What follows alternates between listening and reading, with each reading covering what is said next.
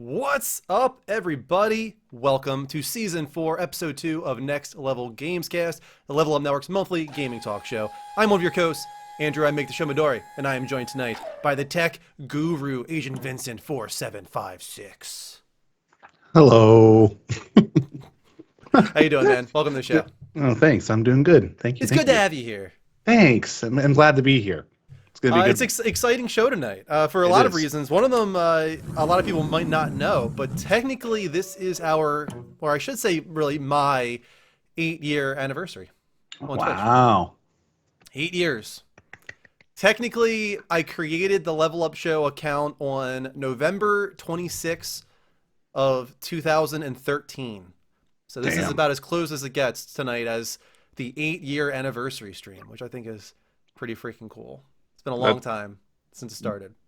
That's pretty cool, to be honest. That is really cool. We're in Season 4 already of Next Level Gamescast. That's right. This is Episode 2. We got one more in this season. We'll talk about that in a little bit. But to anybody here right now, we got 13 people in the room already. Trish already coming in with the resub, Tier 1. Appreciate that. Thank you for the 32 months. Anybody new, this is a Level Up Show, our channel. This is Next Level Gamescast. Hit that follow button here at twitch.tv/The Level Up Show. If you enjoy the stream at any point, also make sure to do the same thing for Vince there, Agent Vincent 4756 here on Twitch, also on YouTube. Do you want to give your YouTube link? I'm not sure what you're working towards right now. In all honesty, I still don't know what I'm doing either right now. So we'll do That's Twitch, fine. and that's totally fine. We're still figuring things out here. Wait, Store is here, and he says, so this is what it looks like in 1080p. Do you finally have fiber optic cable, Store? Has it happened? Oh my God. Finally, after all this time? I don't He's think the probably world's ready for that. I to don't be know honest. either. I don't think he's ready for my pores. He had issues with my pores at 480p. Oh no, he does. Oh boy. Wow, 100 down, 100 up. Good for you, man. Good for you. And I nut clear across the goddamn Atlantic. That's Classic it's a store. beautiful thing. It's a beautiful Classic thing. store. That's how you usher in that moment, I believe. Anybody who upgrades to true fiber optic cable, that's the first thing you have to do. Congratulations, store. So I guess you don't honor No Nut November. No, Store. I I'm guess guessing not, huh?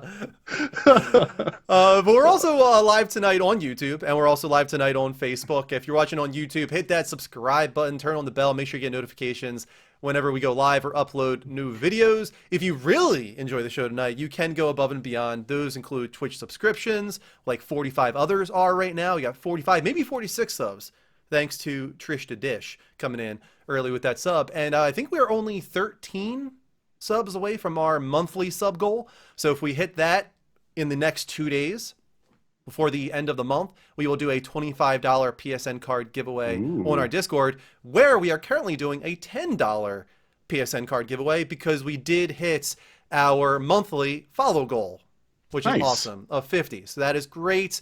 So let's keep that train rolling and do another giveaway on our Discord at discord.gg/the Level Up Network. And also, after show is a possibility tonight. You might have just seen the stream timer roll in there on the side. The way it works is we'll do 30-minute after show if we get 300 diamonds, and we'll do 60-minute after show if we get 600 diamonds. If you want to see how to get diamonds for everybody watching, just type in !stream timer in the chat. That's all you got to do. That's the spiel, Druckmann. I'm done.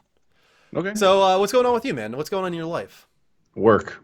That's what's going on in my life right now. Yeah. Yeah. No games at all?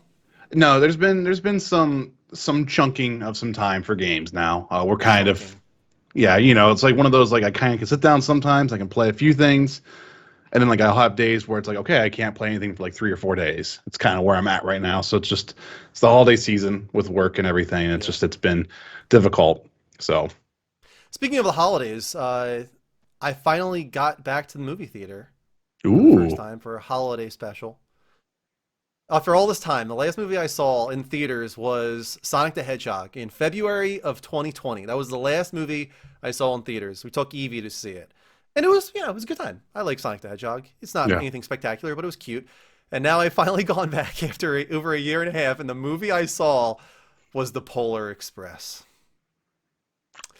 yikes, dude. Yeah. They were doing a little like matinee special. And my girls love the Polar Express, so we went to see it. And let me tell you something, man. I loved being back in the theater. I Yeah. loved it. It was like it made me realize like what I've been missing for a year and a half now, and how much I love the theater experience. But the Polar Express is a turd of a movie, like an absolute turd. I just Yeah. don't get it. And That I'm movie. just gonna like before anybody can pop in here and call it a Christmas classic or New. anything like that. I want you to watch it now. And I want you to look at that film and realize that about 75% of it doesn't need to happen at all. There is so much manufactured terror and danger in that movie that does not need to be there. None of it does. The first like 10 minutes and the last 15 minutes are solid. You know, that's like the Yeah. book pretty much, right? Like a short book. That's all it needed to be. Like a 30-minute Christmas TV movie, like The Grinch, something like that, TV you know? movie. Yeah. Something short and sweet. Focus on the one boy. He's losing his faith in Santa, his faith in Christmas. It's about him getting it back. This girl who somehow realizes that she needs to be a leader. This little boy that realizes he can have friends. This nerdy kid that needs humility. Cut it all out. Doesn't need to be there. The worst part of the entire movie is when the boy realizes that the little girl who's bringing a cup of hot chocolate to the back of the train with the conductor, Tom Hanks' character, he realizes that she leaves the golden ticket on her seat. She's coming back in like 5 minutes, probably, right? Like, because they're not like staying on the back of the train. But he gets up and he grabs the ticket. He's like, she forgot her ticket. And he Yeah. like puts himself in mortal danger himself to try and cross between cars. And then by the time he gets there, conductor Tom Hanks is walking with the little girl on the top of the train roof to the front of the train. Why? Why are you walking on the top of the roof to I the don't front know, of the dude. train? What are you doing? Is it sad that I pretty much have blocked out all aspects of that film? They Because you ski on the top of the train to try and dodge a freaking tunnel that's going to decapitate them. There is so much danger that they put these children in. And here's the thing, spoiler alert. If it was all a dream, I'd be like, all right, it was all a dream. It's all in the kid's head. Who gives a shit? But no, it's all real. It's as real as Christmas Christmas. itself, you guys. The bell is there at the end of the movie. It rings and everything. Santa's real. The whole thing is real. This kid could have died so many times. And this hobo on the train, okay, let's say he's a guardian angel. I don't give a shit. I don't give a shit. These kids almost died so many times in this movie. It's not okay. Christmas classic, it is not. Man. But the movie Seems theater like experience still works. Yeah, I was gonna say it seemed like you really suffered through that a little bit. Stop it. What are you doing? Why would I you don't say know. that word? So chaos right now. It's a ladder, I heard. Oh my I've heard. god. Is that true? Chaos is a ladder? Chaos is a ladder. It is. That's good. That's good. Let's not. Well, so you haven't played anything. Is that what you're saying? Not really. No, I've finished up Guardians. I've done a little bit of Metal Gear Survive and a little bit of Deathloop, and that's about it. Okay. Well, before we get to that, let's do a quick little segment we like to call fake fans here on Next Level Gamescast. That's where you guys can get on our Discord at discord.gg/the Level Up Network. Go to the hashtag Fake Fans channel. Let us know what we get wrong in each episode of Next Level Gamescast. And the first thing I'm going to do, I got to pull back up Discord. You know, I'm going to pull it up on my phone because I don't want to be causing any problems here on the computer. I want to go over to my Fake Fans channel, and I want to read off what Derek said so that I can throw it back in his stupid face. All right? Mr. Tappity Tap.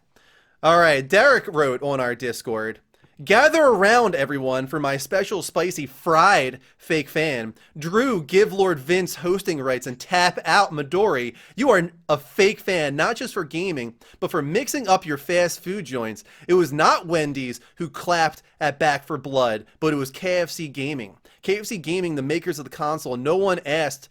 But hey, as long as it is keeping your bland chicken warm, who cares? I understand you are a Taco Bell man, yet the Taco Bell can be conjoined by a KFC.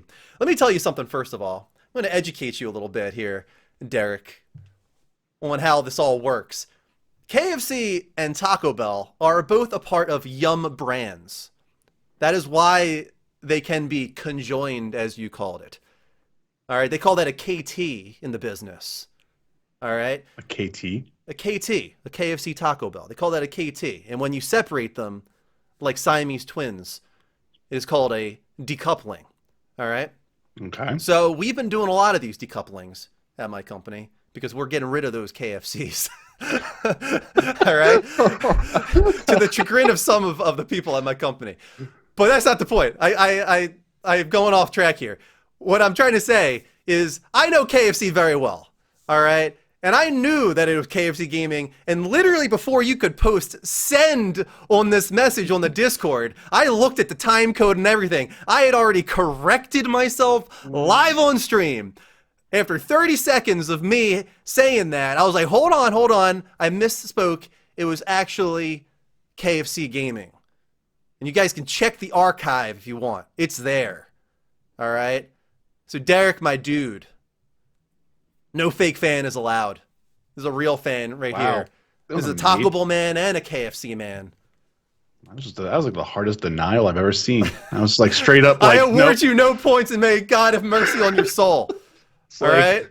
Go to jail. Do not, whatever it is for the Monopoly. Whatever it is. Yeah, so whatever. With that, I can say that we have now gone 2 episodes without error, meaning that 500 seasonal points is now in the pots. With each episode that we go without an error, we add 250 to the pot. So let's keep it going, see if we get anything wrong tonight. And with that, we can now move on to what we've been playing. And this is goody because both Vince and I have been playing the same thing, partially. We've been playing Marvel's Guardians of the Galaxy. Gardeners of the Galaxy? Gardeners of the Galaxy. Gardeners of the Galaxy. Some might say. Yeah, and you actually like literally just finished it, right? Literally, as of today, as of 4:10 p.m., I finished the game. Good for you, man. Getting things done. Proud of you. Yeah.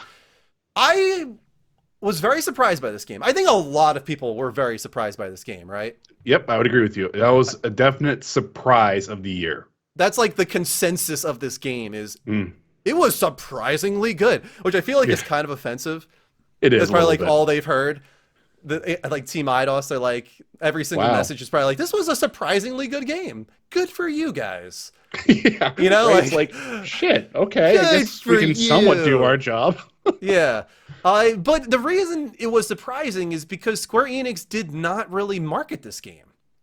They did not seem to have faith or confidence in it, and maybe they didn't want to associate it with the bad fortunes, the misfortunes of Marvel's Avengers, and they just kind of wanted to let it stand on its own, and that's kind of what happened. Is it stood on its own, and then word of mouth really spread, and people started picking it up, and I'm still seeing that happening. Where I'm looking on Twitch, I've been checking out Marvel's Guardians of the Galaxy on Twitch, and it's still getting a pretty good audience. And a lot of the people that are streaming it are saying like it was recommended to me, like I heard good things about it. So word of mouth is working for this one.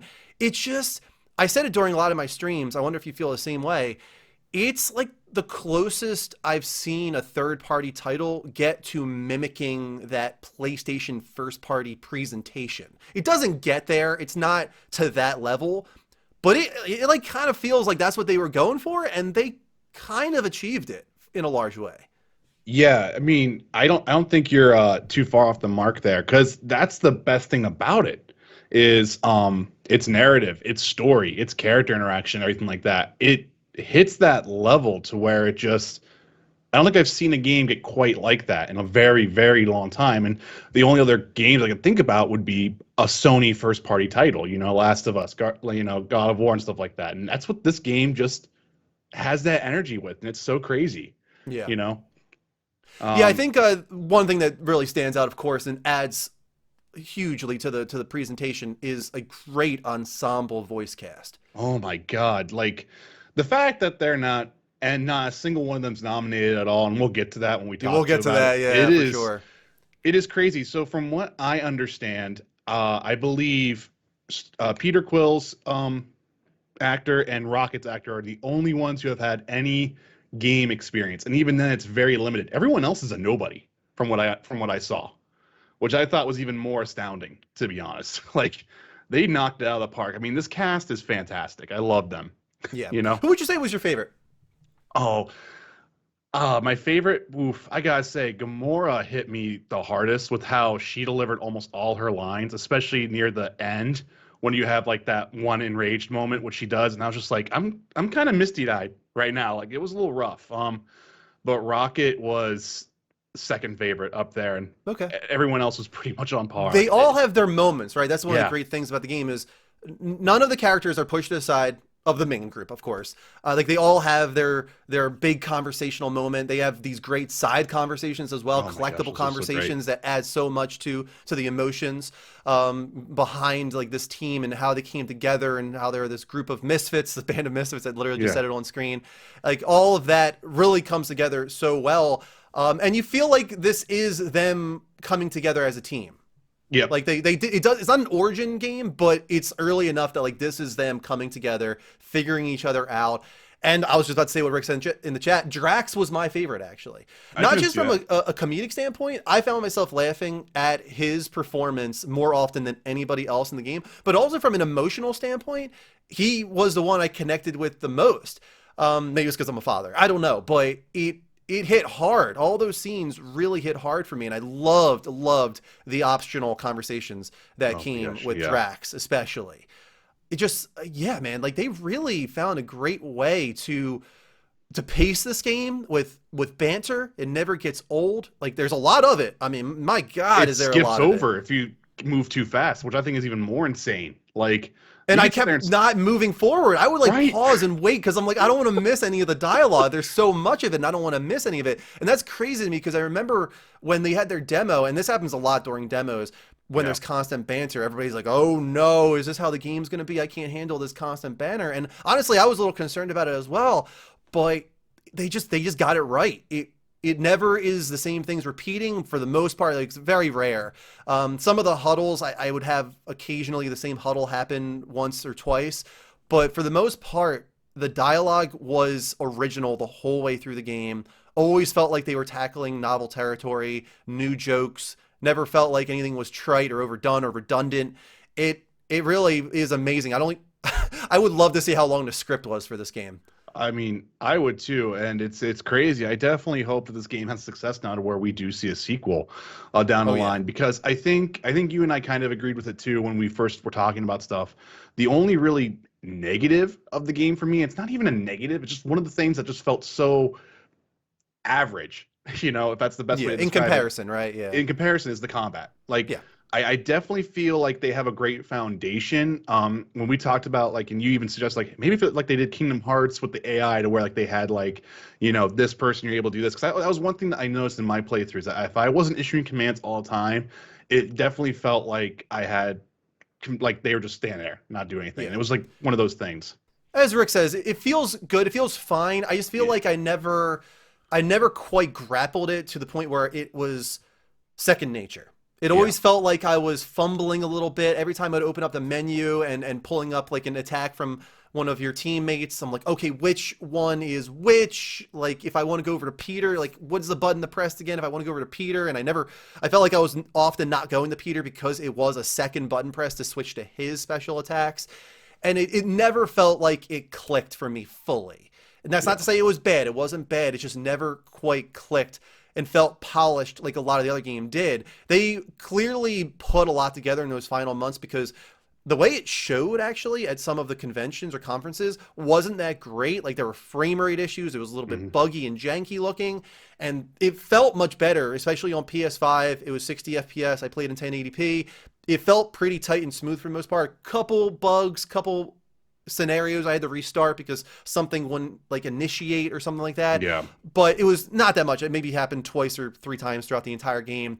That was the weakest part just because it didn't quite feel polished on the level of the presentation and the voice acting and the storytelling and Yeah. the narrative, and all of that was at a really high bar. So if they can get to that level, I gave this one an 8. The next one Mhm. I could totally see getting to like 9. I could It's see the this- next one competing on a quality level of Marvel's Spider-Man 2 if Yeah. they could rectify some of those issues. Like honestly, I could.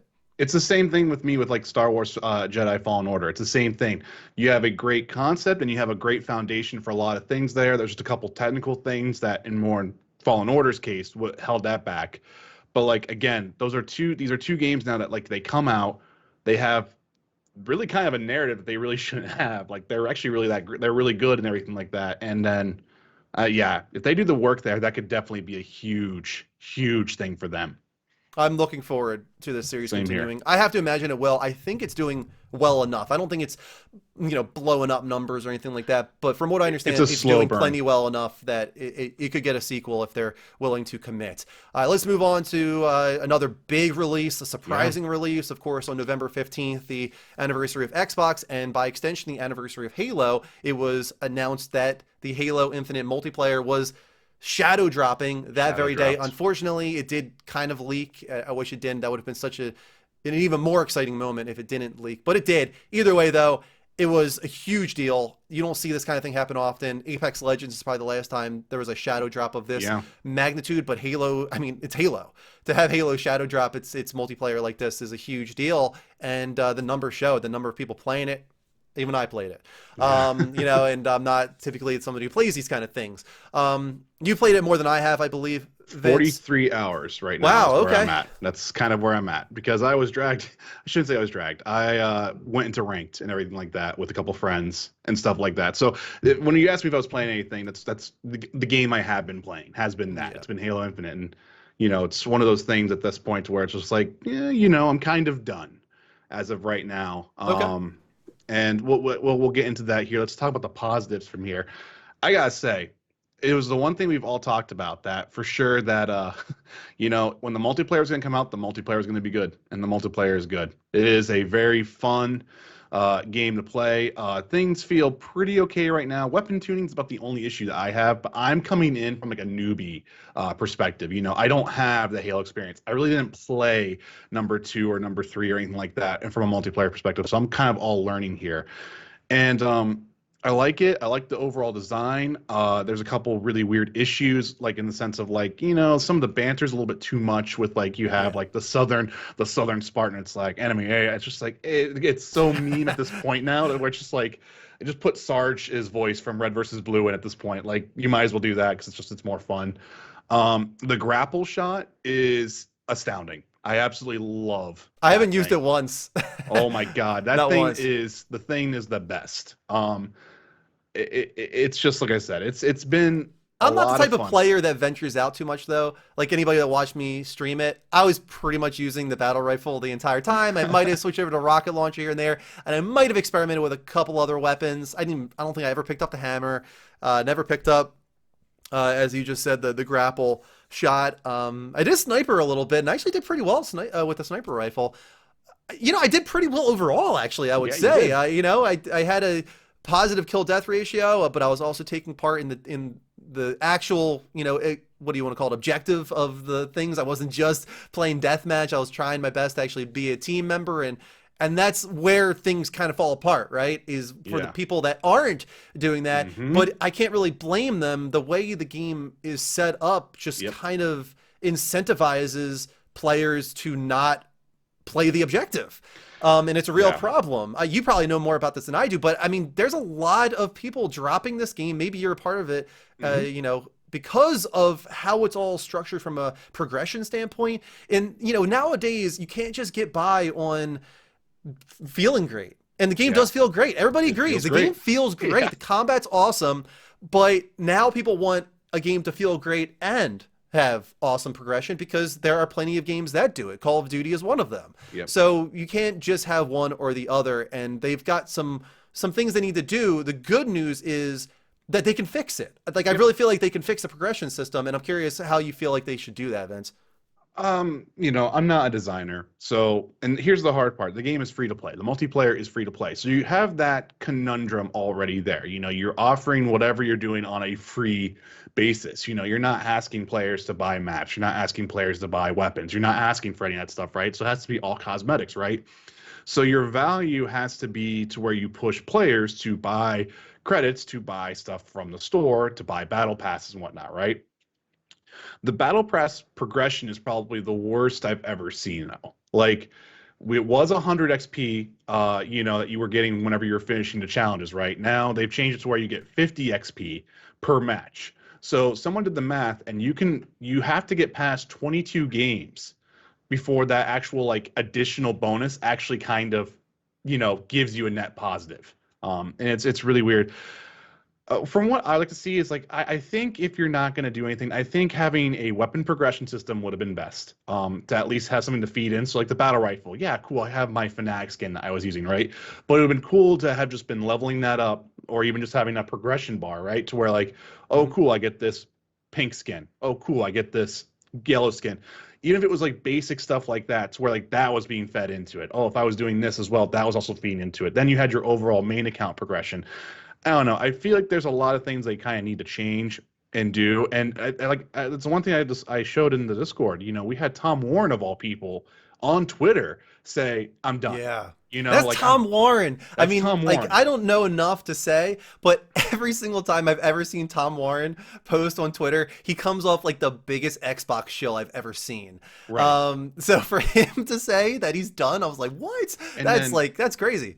And then I know for you, there might not be context there, but like that's the reason why I posted the other article from Paul Tasai. I'm so sorry if I'm pronouncing that name wrong, from Forbes. I read a lot of his articles because he's like the games of service dude. Like he's Destiny, Avengers, like he's that dude, right? And for his article to be like Halo is running the worst live event I have ever seen Hmm. is like Yeah. yikes, dude. Like that's the other thing too. Like so they had this event going on right now that ends on Tuesday. That's not coming back until January. So you can't finish this event pass until it's all done in February. And there's only a week. You only have a week to do it in those things. It's just I don't know. It's one of Yeah. those things. It is one of those things. I hope that they've responded partially, but it feels like such a half measure, if not like a quarter measure. Yeah. That they're just not responding in the right ways so far. They're clearly listening. It's just they're not doing enough. And I understand that they feel limited by the length of season one, as Rick pointed out in chat, and also just by the very nature of it being free to play, which is why I wonder. I want to ask you: do you feel like it was a mistake for them to go free to play? You know, I don't think so. Because I think what's happened is Apex and Fortnite have all kind of changed that game. To where I think like you could say Halo could compete with someone like Call of Duty, where like they're still kind of charging for their multiplayer and like their main titles, but even then, Warzone is where they still have their most active players. And I think what we're seeing right now is the market is definitely has completely shifted over to that, to where there is no premium multiplayer hook anymore now. It is definitely to where you have the free to play content and then you have premium layers on top of that, if that makes sense. So Yeah. I don't think it was a mistake. I think if you're free to play, here's the thing. People want updates like that. They Yep. want event and everything like that. Like that's the thing. And you have to base it off what Fortnite does. And Fortnite moves quickly with that type of stuff. They might not move really well with like player maintenance, right? But like that game, I can't even recognize it anymore, because of how much that game moves. And that's what Halo kind of has to I have the feel like every momentum. other week I'm seeing like, Like the God, fact that we another have new Naruto and character. freaking Yeah. Fortnite is freaking crazy. And I swear to Like God, if I hear anyone Fury's say in there him, now. I think I saw. I don't even know when that happened. It might have been a while ago. I was like, okay, Fury's in this now. I didn't even yeah, realize, from Agent, from Shield. I was like, what the hell? There's just everybody in this game. Like, what everybody's is in this going on? game. I wish Tom was here. Oh, speaking of, I didn't get to acknowledge that, and I really should. Before we move on, real quick here, Denny's not here Yeah, because he's having just like a lot of stuff, like moving around. He just work. moved. He's got a lot of stuff going on in his life. So we talked with Denny, and we asked him like, do you think it would just be better for you to come in next season, like season five? And he's like, honestly, yeah, with the holidays and all, I think I'd rather do season five. So Denny's gonna have a full season in season five. That's gonna be his first season. But the bad news is Tom has changed shifts at work, Yep. and he is now working like until midnight or something on Sundays, and that's the way it's going to be for the foreseeable future unless he can find a way out of that, which he doesn't know if he wants to do anyway. Like he might like this shift, which is fine. Like we don't. Yeah. It's like there's more important things than him being on Next Level Gamescast. So for now, unfortunately, Tom is not going to be on Next Level Gamescast unless he figures out some type of workaround or new shift that he wants to do. So just me and Vince Yeah. for this episode and the next episode, and then we'll have Denny hopefully for all of season five. to come. But also, let's welcome everybody in the chat here. We got Story, we got Rick, Derek finally came in. Dustin has us on at work, so we got to watch our language. Okay. All right. uh, Derek, I did not give you your points for fake fans. Deal with it. Look at the archive. Blaster is here. How you doing, Blaster? Eric is over there on YouTube, which is awesome. Good to have you here, Eric. Mel, of course, here as well. Good to have you. And Rose and Sherry and Mob and everybody else, Razor. Anybody who's here right now, we appreciate you being here. Share the show tonight. Type in !share in the chat. Type in ! retweet in the chat. Let's get some people in here tonight. Let's see if we can get into the 30s, the 40s maybe even, and have a banger of a show. But right now, we just talked about what we've been playing. Let's take a look at some of the games we have not been playing. Vince, go ahead. Oh my gosh. I hope you guys are ready because it's kind of a big month. Big month. So we're going to do our review roundup here. And you know what, Drew? I think we're going to start off pretty positive right now. Let's do it. All right. Let's do it. And that is, we're going to start off with Forza Horizon 5, everyone. Currently, right now in OpenCritic, that is sitting at a 92 overall rating out of 136 reviews. It can't be that good. It wasn't nominated for Game of the Year. So. Yeah. It is weird, though, when you talk about that, though. Like, there's definitely this whole, like, it's an arcade racer, blah, blah, blah. But, like, it is one of the highest rated games of the year. It is amazing to me that still doesn't really garner it that type of award. We can dive into that more a little later on for sure. Absolutely. So, I mean, I haven't got to play it yet. From what I've seen people who have playing it, it's a looker of a title. People have been really enjoying it. It'll be curious to see exactly how long this population of it lasts. I think we hit, 10 million people at one point? Like, it's pretty impressive. And that's that Game Pass, putting in all that work right there. I'm not even going to criticize that at that point. I mean, that's the point of Game Pass right there. And it does look like a lot of fun. I watched a little bit more of it than I normally do. Like, I don't typically keep an eye on Forza, because it's not something that I would play in general, and also it's on Xbox, which I don't typically, gravitate towards. So I don't typically, take a look at streams or anything like that. But I did check out Forza Horizon 5, and it looks like it's kind of like Burnout to me, like what I watched of it. It just like doing like crazy jumps to do collectibles and stuff, which I was like, oh, that's cool. Like this guy's like finding this crazy ramp that might have been built into the environment or not. Maybe it was a man-made one, but he's flying through the air, hitting like a freaking power pole and getting this collectible at the top of it. And I was like, that's fun. I like that kind of stuff. That's neat. It's a cool change on like arcade racing. You don't typically see it go to that extent where you've got this huge open world with all these hidden things. You can get into races at any time, great social connectivity. I get it. I totally get why it is always, every time it releases in those years, it is getting 91, 92 on Metacritic. Like this isn't new. You guys check it out on Metacritic. This is exactly where it always falls and never gets nominated for Game of the Year. So this isn't some outlier where this year it's like review better than ever, and it's like, how dare they not nominate it? It's like, no, this is what always happens with Forza Horizon. So we can dive into why that is, why we think that is a little bit later on. But there's a couple other games that released. Right. The only other one note I want to say there, seeing this performance on this, though, with that engine makes me excited for their Fable reboot because they are the ones handling the Fable reboot now. So it'll be curious to see what they do. But yeah, let's move on to a weird, awkward, crazy, I don't even know how this got done title. And that is, ladies and gentlemen, Grand Theft Auto, the Trilogy, the Definitive Edition. What a name. Oh, my God. Street Fighter, the movie, the game. Pretty much. It's kind of like that. The comic. So, guys, that is sitting at an 84 average on OpenCritic. Out of 67 reviews, it is one of, I think you said 8. Did you say 84? Sorry, 54 if I said 84. Yeah, I think you said 84. My bad. I'm numbers. It's all ridiculous. Fake but then I also believe on Metacritic, it is the game that has the lowest user score, period, at like 0.3 right now. Yeah. 0.3? Holy crap. 0.3. It is, let me tell you what, I dove into Digital Foundry on their content and their coverage of this game. And they split everything up. John Lilleman's number 3 tech review was a sight to see, dude. I was astounded at what this game was.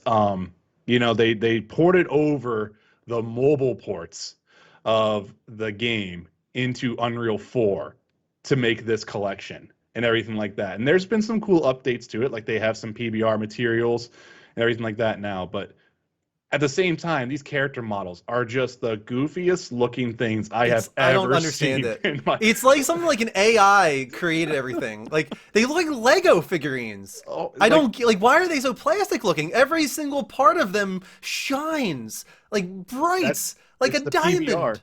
It is the PBR materials they did, and they just did not tweak stuff about it. And it's so bizarre. Like Vice City is hysterical, in my opinion. Like when you see like, you have like this old lady who's walking like this, it's like, what is that? Slenderman's mom? Like Yeah, with like enormous boobs and this tiny little head sometimes. I'm like, what it's is going on in this game? it is so ridiculous. Yeah, it is crazy. To the point now to where I just think they just got PC access again finally. Like that was gone for like a week and a half, to where Rockstar took the PC versions off because they found like the code was still in there. They had like the songs were disabled by little X's. There's coding wars. Hot coffee was still found in GTA San Andreas, which it was like, oof, you can't release that on disc. Oof. So big old The oof. I good don't. news is Rockstar has responded. Yep.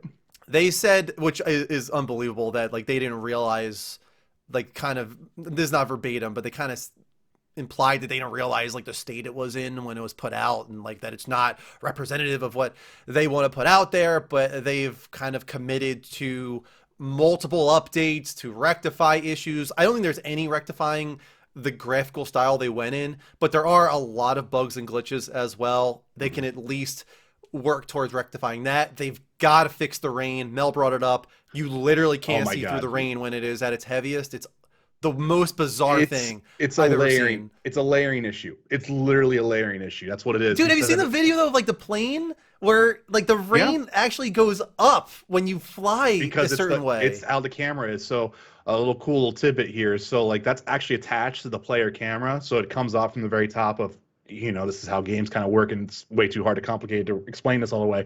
But that's what it is. It's the layering just coming down on it. So it doesn't filter the correct layer. So you can sit there and be like, oh yeah, there's depth, or I have to go behind this building to, get a perception of depth, right? It's not a 3D element. And that's why if you do the plane and going up and down, you can sit there and just have the particle just get caught because it's just like, oh yeah, you're just match my velocity. It's unbelievable. It's It's so unbelievable. freaking It's crazy to me. ridiculous. Yeah, I Yeah, mean, what Hooded Reaper said in chat, like Red Dead Redemption, man, if they were to do the same type of effort, not like this meme from The no. Matrix is my reaction to that. Not like this.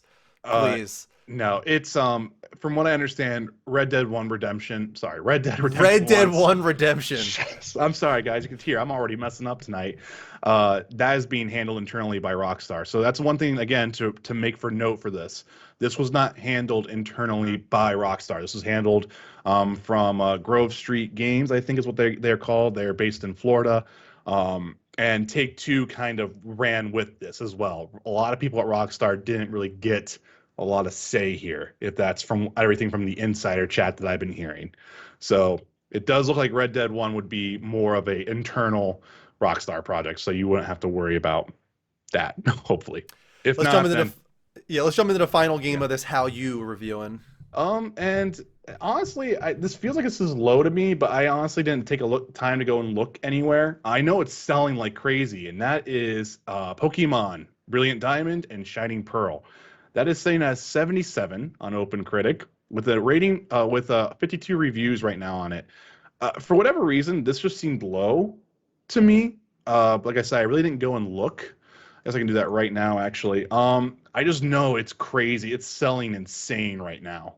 Oh, of Like, course it is. Of course. but like it's already gonna beat Sword and Shield. Like already. Like I it's. mean, I'm sorry, but Pokemon fans have no resistance whatsoever. I guess You that's could true. you could shovel shit in their mouths, and they would just gobble that up.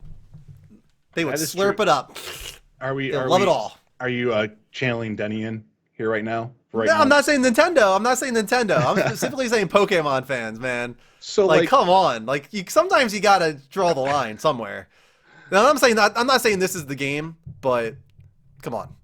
yeah, like I said, I just went and looked. Pokemon Sword and Shield right now at an 80 on average, and I forget what the last one was. But like I said, it felt a little low. But hey, This was that Diamond and Pearls when I jumped off the train for a while. I did not like that DS game. I did not like it, so I Yeah. have no interest in getting this. Are you at all interested in Arceus? I kind of am, but it's definitely going to be one of those I'm going to wait and see. It's not Yeah, going to be same like, I'm here. going to do this day one and be like, yeah, I'm going to go right into this. You would think some like a Monster Hunter fan and this and that. Like I'd be like, yes, I'm all about Exactly. this. It's like, nope, I'm going to wait a little bit, especially after seeing what Sword and Shield was. I want to see how, and I feel bad for saying this. I don't mean this in a real negative way. I just want to see where Game Freak's technical aspects sit here because I don't want to play. I don't want to play something like that's going to be like a 30 frames jank fest that's going to be all over the place on the Switch. I want to see where that sits at. Yeah, it is a little disappointing what I've seen so far, especially considering it isn't truly open world. It's not quite to that I level that I was hoping they would get to, Yeah, I don't like you that know? first trailer. I mean, they did correct it with everything else after that, but I was still under the impression of that first trailer where I was like, oh my God, a Breath of the Wild. Like we talked about that even when I played Sword and Shield. I was like, man, I can't wait for that. Like just having that explorative Pokemon game would be so cool, and we still have yet to get that. And I think that's kind of where I want to jump back on board. Yeah. With that, let's take a very short break here. When we come back, we will be getting into our level update. We've got two great topics of conversation this month since it's just the two of us, myself and Vince. So do not go anywhere. Hold on tight. King Kurt. We'll be right back. Welcome back to Season 4, Episode 2 of Next Level Gamescast, Level Up Network's monthly game and talk show, live on Twitch at twitch.tv/The Level Up Show on the fourth Sunday of every month. Make sure you never miss an episode. Hit that heart button here at twitch.tv/The Level Up Show. Turn on notifications. Make sure you get those alerts whenever we go live, either with Variety Gaming or talk shows. Same for Vince. Make sure to give him a follow on his respective channel. Agent Vincent 4756. If you're watching this over on YouTube, we got about 5 people over there, I believe, over on YouTube. 3 now, it was 5. Either way, hit that sub button, turn on the bell, make sure you get those alerts when we upload new videos or when we go live. We have been multi-streaming recently. And of course, become a part of the community even when I am not live. Over on Discord at discord.gg/the Level Up Network. Next week, we will have the Lights Up Show, which is our movies and television talk show here on the channel. And following that up, we do a live Discord watch along of a movie. And we'll be doing Orgasmo I have no next idea Saturday. what that movie is. It is a comedy by Trey Parker and Matt Stone, the South Park Okay. guys. One of their first movies, actually. So I think One it of was their our first. second movie that they did.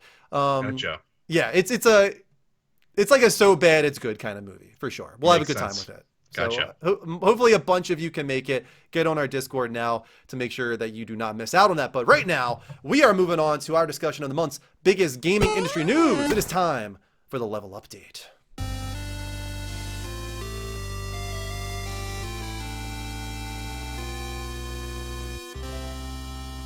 Feels good to go through that entire thing. Without any humming? Yeah, Yeah, it's great. feels- I love feels it. real nice. Makes me feel better about Our myself. first topic of conversation on the level update is the Game Awards nominees. And we're just going to jump right to the big one. Yep. Let's start off with Game of the Year. The nominees are Deathloop, It Takes Two, Metroid Dread, Psychonauts 2, Ratchet & Clank Rift Apart, and Resident Evil Village. We almost nailed this. Almost. Pretty much the Almost. only thing we got wrong is the snub Yeah. of Returnal. That was the only one because I did not see the snub of Returnal coming. Yeah, I would have thought Resident Evil Village would have been removed Yep. for Returnal. Yep. That would have been my guess. I was very surprised that Village made this list. I liked Village. I thought I Village liked was Village great. too. I like But Village too. it's more Resident Evil. It doesn't really go that, far in a different direction than 7 did. And Returnal really tried to do interesting things. It had this middle-aged woman as its main character, which was really great. It was also just a really respectable evolution of Housemarque and their titles and jumping to AAA development. There's just so much going for it that I was surprised it wasn't honored for that. It's definitely just one of the biggest disappointments of this entire nominees list. I get that a lot of people are also disappointed about Forza Horizon 5 not making it, but as we were talking about a little bit earlier, that is not surprising at all, actually. No. That is par for the course. Every single Forza Horizon, pretty much over the last many years, has gotten a 90 or above on Metacritic, has been one of the best reviewed games of the entire year, has not been nominated for Game of the Year. So I never expected that to happen. Returnal was the much bigger surprise of this. But overall, do you think this is a pretty good list, Vince? Yeah, I'm pretty happy with it. Village is like the one I have the most issue with. And even same thing with Dread, to be honest, because it's not anywhere else in this list for the most part, and it's just one of those like, I just feel like 'cause it's Metroid, it just made the list.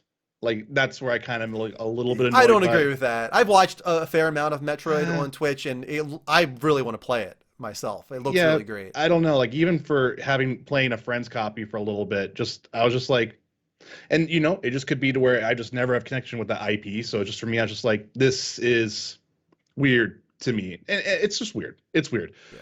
but it's King fine. Kurt, let me go to him real quick because I actually agree, not to the same degree as him, I don't think, but I was disappointed in the story of Returnal. I especially wasn't quite fond of the storytelling in the long run of that narrative. But that really is not what I was looking for in a major way from Returnal and what I came away from the game remembering. Like, I remember how tight the controls were in that game, the mechanics, how it all felt, the great pacing of it all. The all the different environments, the biomes, the visuals, the artistic direction, the music, the SFX in general. Like all of that stands out. I would say like I liked a lot of the storytelling at moments. Like all the house stuff was great. It didn't coalesce in a way that I was really looking for at the very end, which overall was a disappointment. But like I even said it wasn't my favorite game of the year. Like I'll admit, like I like Ratchet and Clank overall more. It's a more entertaining game to me. I probably would give it a higher score than Returnal. But if Returnal made this list, which it should have, I would have voted for Returnal as game of the Yeah. year. I ended up voting for Ratchet and Clank. I would have voted for Returnal as game of the year, even though it wasn't technically my favorite game of the year because I think it deserves it. I think that Housemark deserves it. Insomniac does amazing things. They're going to continue doing amazing things. I think this was a year to acknowledge this amazing turn from Housemark. I mean, Returnal shouldn't even exist.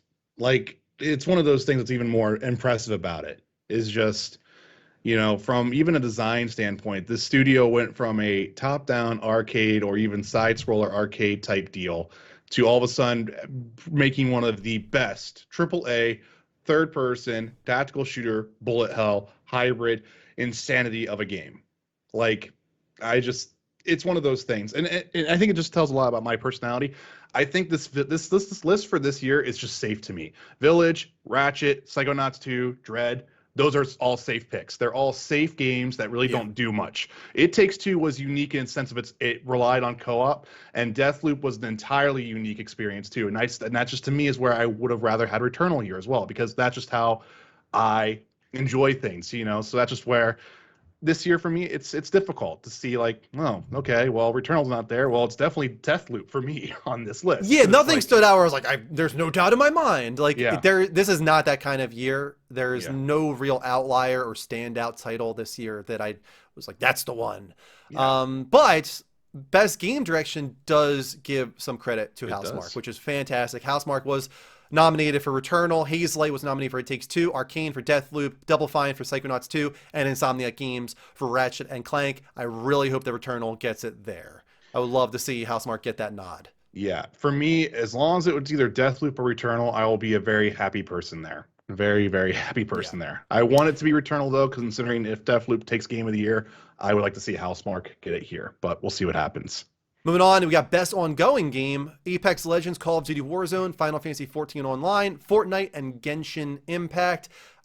Even though I have not played it, I'm with you. Yeah. We gotta give some credit to Final Fantasy 14 on this one. I mean, like, here's my thing. Every game on this list, other than 14, actually, I shouldn't say every game.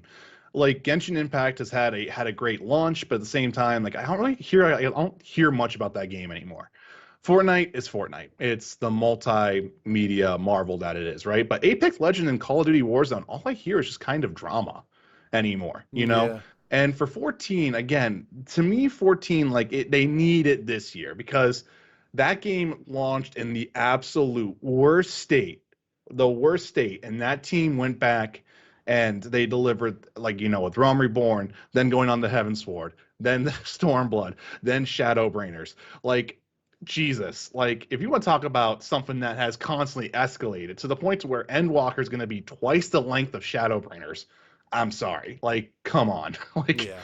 I it's do think ridiculous. Fortnite and Genshin deserve major shout outs. Fortnite, we just talked about it. Like, it's Yeah. unbelievable. It's like every week there's something new. I don't even understand how it's possible. But Genshin as well, I've looked into it a little bit. Like, holy crap, the audience that they have, the community they have for that game, and the way that they're sort of, I don't mean this in a derogatory way, but sort of like trailing them along. Like, you're not going anywhere. Like, they really got a hook on these people, and they're doing a great job with that. So, that deserves some credit for sure. Yeah. Let's move on to Best Indie. We got 12 Minutes, which I'm surprised was nominated, honestly. I've heard a lot of bad things about that game. Got Death's Door, Kena, Bridge of Spirits, Inscription, and Loop Hero nominated.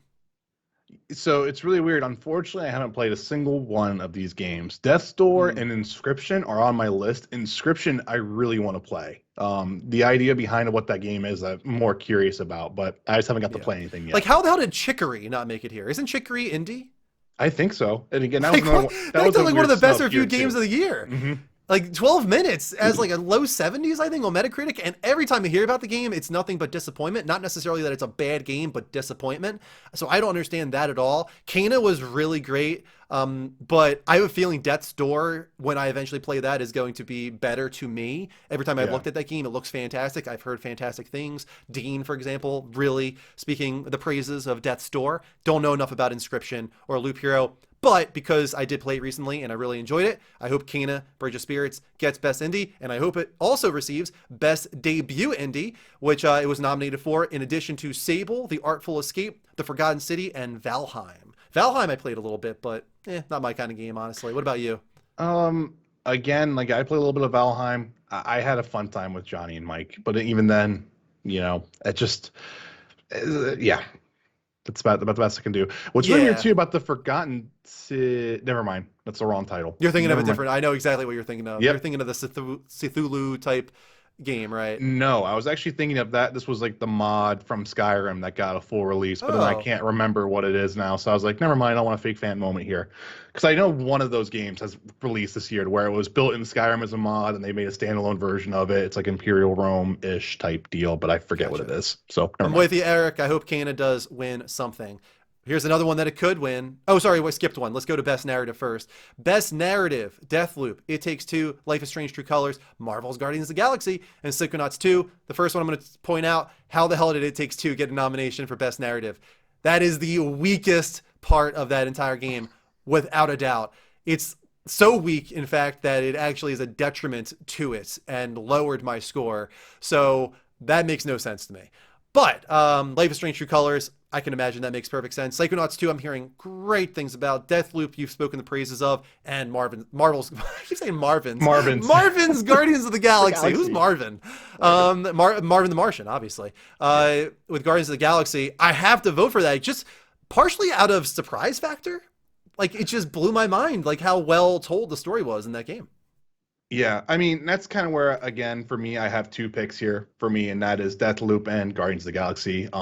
Guardians for me, just again, was a surprise to where it was like, it was so consistently well done throughout the majority of it, to where it was just like, wow, this is kind of impressive. Whereas Deathloop has, without spoiling stuff there, because we can talk about this a little bit, it's interesting to see Deathloop here, considering we hear so many people complain about the ending of Deathloop. And I'm Yeah, I've heard that a curious, lot. and it's weird because I actually got spoiled on it, and I kind of was like, this is what people are complaining about. So there's even a disconnect there on my end. So I'm curious to see what's going to happen there if when that comes through. So Hmm. Yeah, that one I don't have a major horse in the race because I've only really played one of them, so I yeah, can't talk too much. Well, two of them. I played It Takes Two, but that one's like not even close. I don't even yeah, understand it. But here we go. Kana nominated for Best Art Direction for that was an unbelievable looking game. I just can't believe that is a team of 15, their first game they've ever made, and how it all looked, how it all came together is miraculous almost. Deathloop also nominated for art direction, Psychonauts 2, Ratchet and Clank Rift Apart, and The Artful Escape. Ratchet and Clank Rift Apart was amazing from a technical level, and it also is really, really strong from an artistic standpoint. I thought the bar in particular, I was like, wow, this is like such a cool little area with so many great alien designs. It just and the animations on top of that. So I understand why Ratchet and Clank is there. Psychonauts 2, totally get it. Don't know The Artful Escape very well. Deathloop, just not really like my atmosphere. So I can't. That's just comes down to personal preference. Its art direction is fantastic, but yeah, here's the thing: it blends in with what you're expecting from it from music. Like it works in hand. And I'm sorry not to go on a tangent here. It works a little bit more hand in hand with like the music and the style of the game, to where you kind of getting that like it's jazzy. It's got like that kind of jazz. well, like that retro. I want to say like that retro fusionist type style, to where it kind of does that, where it's very stylistic, but it kind of almost has like that just slight realism to it, and it works. It's one of those things when you start seeing it in motion, like when you're actually like taking like the time to go through like up down and whatnot, it is very striking. And it's very stylized because there's not an actual dynamic day and light. It's very much set time days to where it does that. So I can see that. Art direction here for me, I'm happy with any one of these winning, to be honest, because I think this is again a fantastic thing. I'm a little disappointed we didn't get a tech category this year. That is weird. There's no technical categories whatsoever, really, in the Game Awards. There never has been. That's super bizarre to me. And I saw that brought up a lot on Twitter, actually, to Jeff Keighley. I wonder if he'll rectify that in future years. Let's move a little faster now, because I want to get through some of these big ones. Best score in music: Cyberpunk 2077, Deathloop, Nier, Replicant, Marvel's Guardians of the Galaxy, and The Artful Escape. I don't have a horse in this race. Marvel had a lot of great music, and some you might not even notice was original. All of the music done by Star-Lord, which is a fake band in the game, is original music, and it was actually all really good. And there was actually a couple good pieces in the score as well. It reminded me of Hulk, Ang Lee's Hulk at parts. So I would vote for that, actually, would be my choice. Yeah, for me, Deathloop, because again, same deal. They made songs, like all the trailer songs, they're made for the game. They actually have an entire band in the game too. At one point, they have other things too. They have like 10 different songs that sing that all the internalists sing. But at the same time, too, Guardians, since the category is score and music, it's one of those things to where they're including licensed music in this. And it's like, how do you fight against Guardians of the Galaxy at that point? Yeah. You know. So it's a tough one. Oh, look at that spread. Tie, 4 votes between Deathloop, Dread, Ratchet and Clank, and Village. So no one came out on top. A 4-way tie for your votes in the chat for Game of the Year. Not a lot of votes, but still. Best audio design: Deathloop, Forza Horizon 5, Ratchet and Clank, Resident Evil Village, and Returnal. I got to go Returnal. It's Returnal. One. It's the de facto. It's what people tell people to benchmark their 3D Tempest settings for PS5. Yeah. Like it's Returnal. Got to happen. Best performance, we already complained, but Erica Mori for Alex Chen, Giancarlo Esposito for Aston Castillo, Jason E. Kelly as Colt Vaughn in Deathloop, Maggie Robertson as Lady Dimitrescu in Resident Evil Village, and Ozuyama Akaga as Juliana Blake in Deathloop. No nominations for anybody from Guardians of the Galaxy. Like, come on, like make it a 6-part category. Like, what the hell? That's ridiculous. You can't give 2 nominations to Deathloop and not make it a 6 entry category. That's not fair. Isn't that weird? Didn't they do that last year? Or wasn't it 6 people last year, I think? I can't remember, but like if I had to see anyone, I would hope Jason or Ozama from Deathloop they win it, because oh my god, dude, you would enjoy their banter. It is phenomenal. It's fantastic. Yeah, I'm not going to come down on this one anywhere. Games for Impact: Before Your Eyes from Goodbye World Games. Boyfriend Dungeon from Kit Fox Games. You got Chicory, there you go. You got Life is Strange True Colors from Deck 9. And No Longer Home from Humble Grove, and many others. I'm sure Life is Strange is great in a lot of ways. They're always very progressive with their stories. I'm sure it does a lot of great things. Even just having an empath as the main character, which is, first of all, like something that a lot of people don't know about. Kristen is an empath, actually. Not that she has superpowers, but she's an empath, which really just means that you are very like emotionally affected by other people's emotions, and it can be actually very much a negative thing in a lot of ways. It's overwhelming a lot of times to be around other emotional people, since you sort of mirror their emotions. And it's cool that they tackled that as their superpower this time around. The other ones I can't really say too much about though. Yeah, So I can't say much here. I'm gonna go Life is Strange True Colors just for that reason. Best community supports: Apex Legends, Destiny 2, Final Fantasy 14 Online, Fortnite, and No Man's Sky. It's a tough one between, for me, No Man's Sky and Final Fantasy 14 Online. It's a tough one between Destiny 2, 14 Online, and No Man's Sky. Okay. Like Yeah, support is different than ongoing game, right. right? Like that's about like content releases, whereas this is about like servicing the community and responding to their needs. And you know, I don't play any of them, so I can't come down. But just anecdotally and from what I've heard, the two, especially 14 and No Man's Sky, are kind of the top of the list from what I've heard. Top of the list there, yeah. Yeah, so we'll have to wait and see. But you know, congratulations to everyone. That's a great category to be in. We'll skip best mobile game. We'll skip best VR AR. Let's do this one quick. Best action: Back 4 Blood, Chivalry 2, Deathloop, Far Cry 6, Returnal. I'm going Returnal. Returnal. Yes. Best action adventure: Marvel's Guardians of the Galaxy, Metroid Dread, Psychonauts 2, Ratchet and Clank Rift Apart, Resident Evil Village. Even though I want Ratchet and Clank to win Game of the Year, I want Guardians of the Galaxy to win best action adventure. Same. Yeah, might as well spread the love, right? Spread the love. Best role-playing: Cyberpunk 2077, Monster Hunter Rise, Scarlet Nexus, Shin Megami Tensei 5, and Tales of Arise. Haven't played any of them. I'm assuming you come down on Monster Hunter. Yeah, and that's just because I haven't played anything else, and I don't agree with CP 2077 being there. So. Yeah, that's bizarre. I've heard good things about Tales of Arise. I've heard great things. Yeah. Yeah, so I could see that one winning for sure. But Monster Hunter is, I think, probably the front runner. We'll have to wait and see.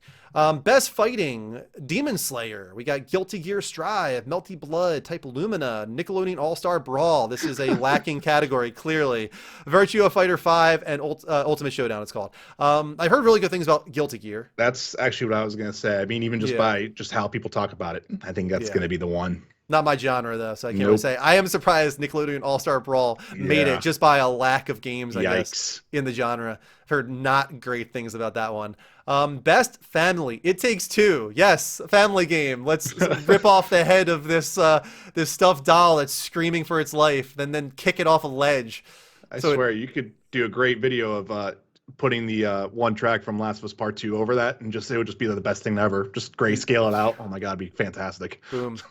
Yeah, Mario Party, Superstars, new Pokemon Snap, Super Mario World, 3D World, plus Bowser's Fury and WarioWare. Get it together. A lot of Pokemon, or Nintendo games, I should say, on this list, of course, as is usual. I would love to play Pokemon Snap at some point. I'm sure that's a great time as a family title. I've seen a lot of people playing Bowser's Fury. That looked like a good time. I don't have a horse in this race, but It Takes Two, since it is on the list, I think probably should win. Yeah. It's like, I get why it's a family game. Narratively speaking, I feel like it's not for sure. But yeah, it's a great, game to play with your loved one as a co-op title for sure. Best sports racing: I'm not even going to read it. Forza Horizon 5 should win it. It's it. Right?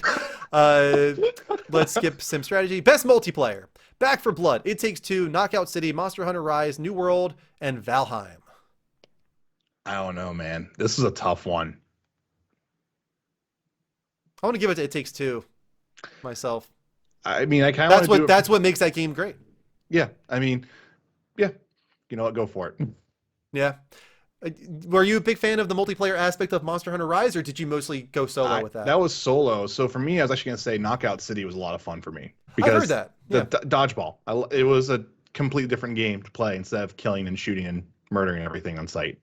Just dodgeball. That's always a nice change of pace. Yeah. Let's go to most anticipated, presented by Prime Gaming. What a list, man, on most anticipated. Give me all of them. Check this shit out. Most anticipated game: Elden Ring, God of War Ragnarok, Horizon Forbidden West, the sequel to Legend of Zelda Breath of the Wild, and Starfield. Like, let's be honest, like, there's a lot of games that probably could have made this list that are probably going to release next year. Forspoken, probably Final Fantasy 16 as well. Those ones aren't 100% confirmed, so maybe that's why they aren't even in the running. But holy crap, man. Like, 2022 is a, like, bonkers bananas year for game releases. Everyone. All the platforms will have the heavy hitters out. It's crazy. Yeah. Like, this one's really tough for me to choose. It's actually between God of War Ragnarok and Breath of the Wild sequel for me. I'm going to say God of War Ragnarok, though, is my my pick. Ooh, it's tough for me. I don't even know if I can decide, to be honest. I Yeah. really can't. Like I want to all play those, four of them without a doubt, you know? I want to play all of them. That's the thing. All of them is what I want to play. So, Yeah. uh, Starfield, I'm just going to take a guess, is probably going to not be my type of open world game. I normally do not attach to Elder Scrolls, and Fallout never really did it for me yeah. either. So I would imagine Starfield's not going to scratch an itch. So I'm going to say those other four are the ones I'm going to be gravitating towards. Let's go to innovation in accessibility. We got Far Cry 6, Forza Horizon 5, Marvel's Guardians of the Galaxy, Ratchet and Clank Rift Apart, The Veil, Shadow of the Crown. Guardians of the Galaxy actually has a lot of great accessibility features.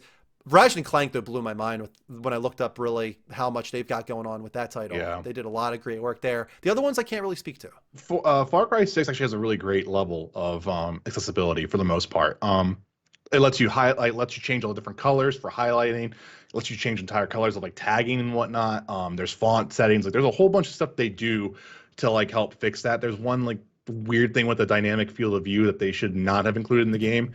The thing that I like to see with this category, and I might be weird, is I don't think not one game should walk away with this. I think all of them should walk away with something. You know what I'm Yeah. saying? Like, because it's at that point where like we need to kind of start pushing that envelope a little bit more.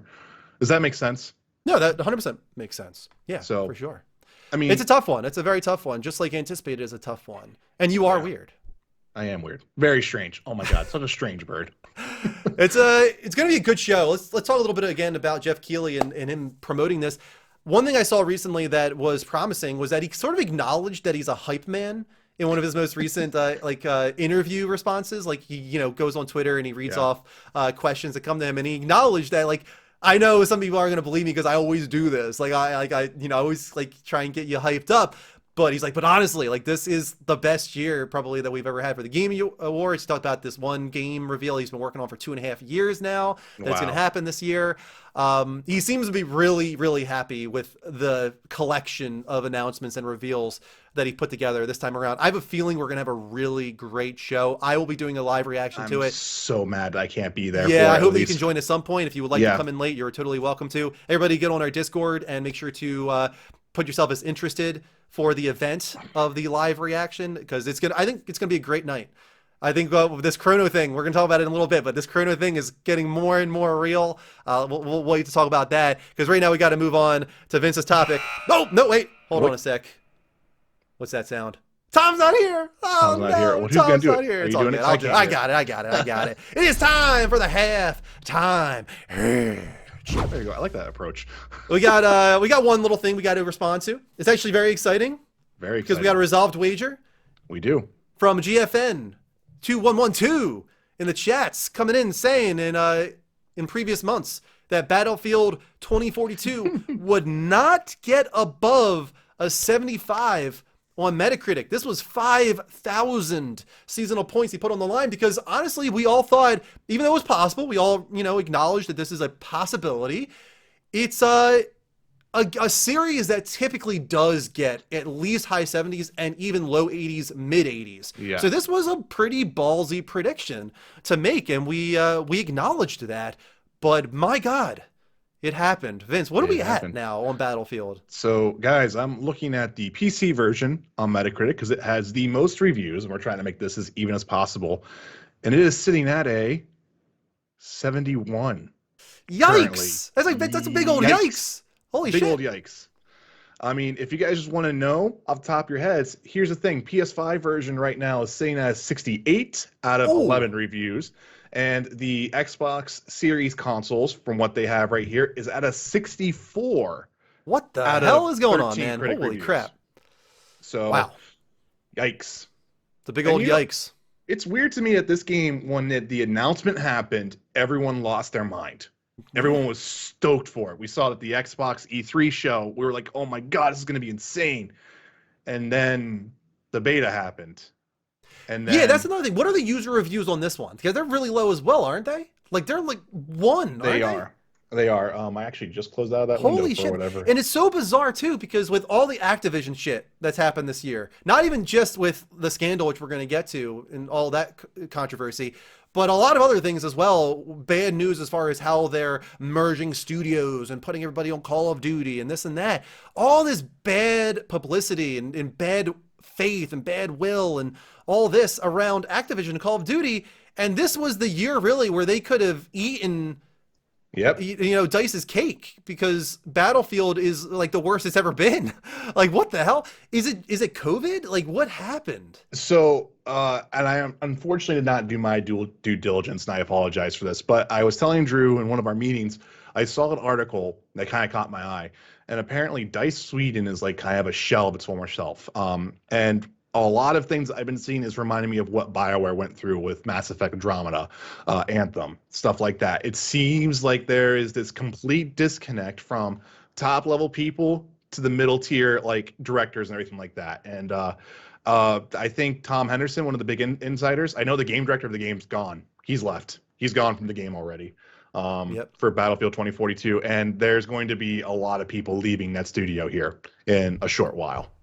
To where they're almost going to be remaking the studio in a way, if you want to talk about it. It's pretty ridiculous. Let's make it official. There you go in the chats. 5,000 seasonal points Way to go, to Rick. GFN 2112. We're 2/3 of the way through the season. Seasonal points do matter. The top 3 earners in combination with seasonal points and hours of each season get prizes. Sometimes they're PSN cards, sometimes they're merch giveaways. So, you get actual physical shit for supporting the channel and being here and taking part in segments. So do it. Get on our Discord at discord.gg/thelevelupnetwork. Become a part of the community even when we are not live. Of course, subs, tips, cheers as well get you those seasonal points. And speaking of, let me just say again that we have a stream timer active. We're going to do 3 hours minimum no matter what tonight. So when the show ends, if we're at 2.5 hours, we'll stick around for 30 minutes after show. But you guys can add up to an hour on top of that of after show.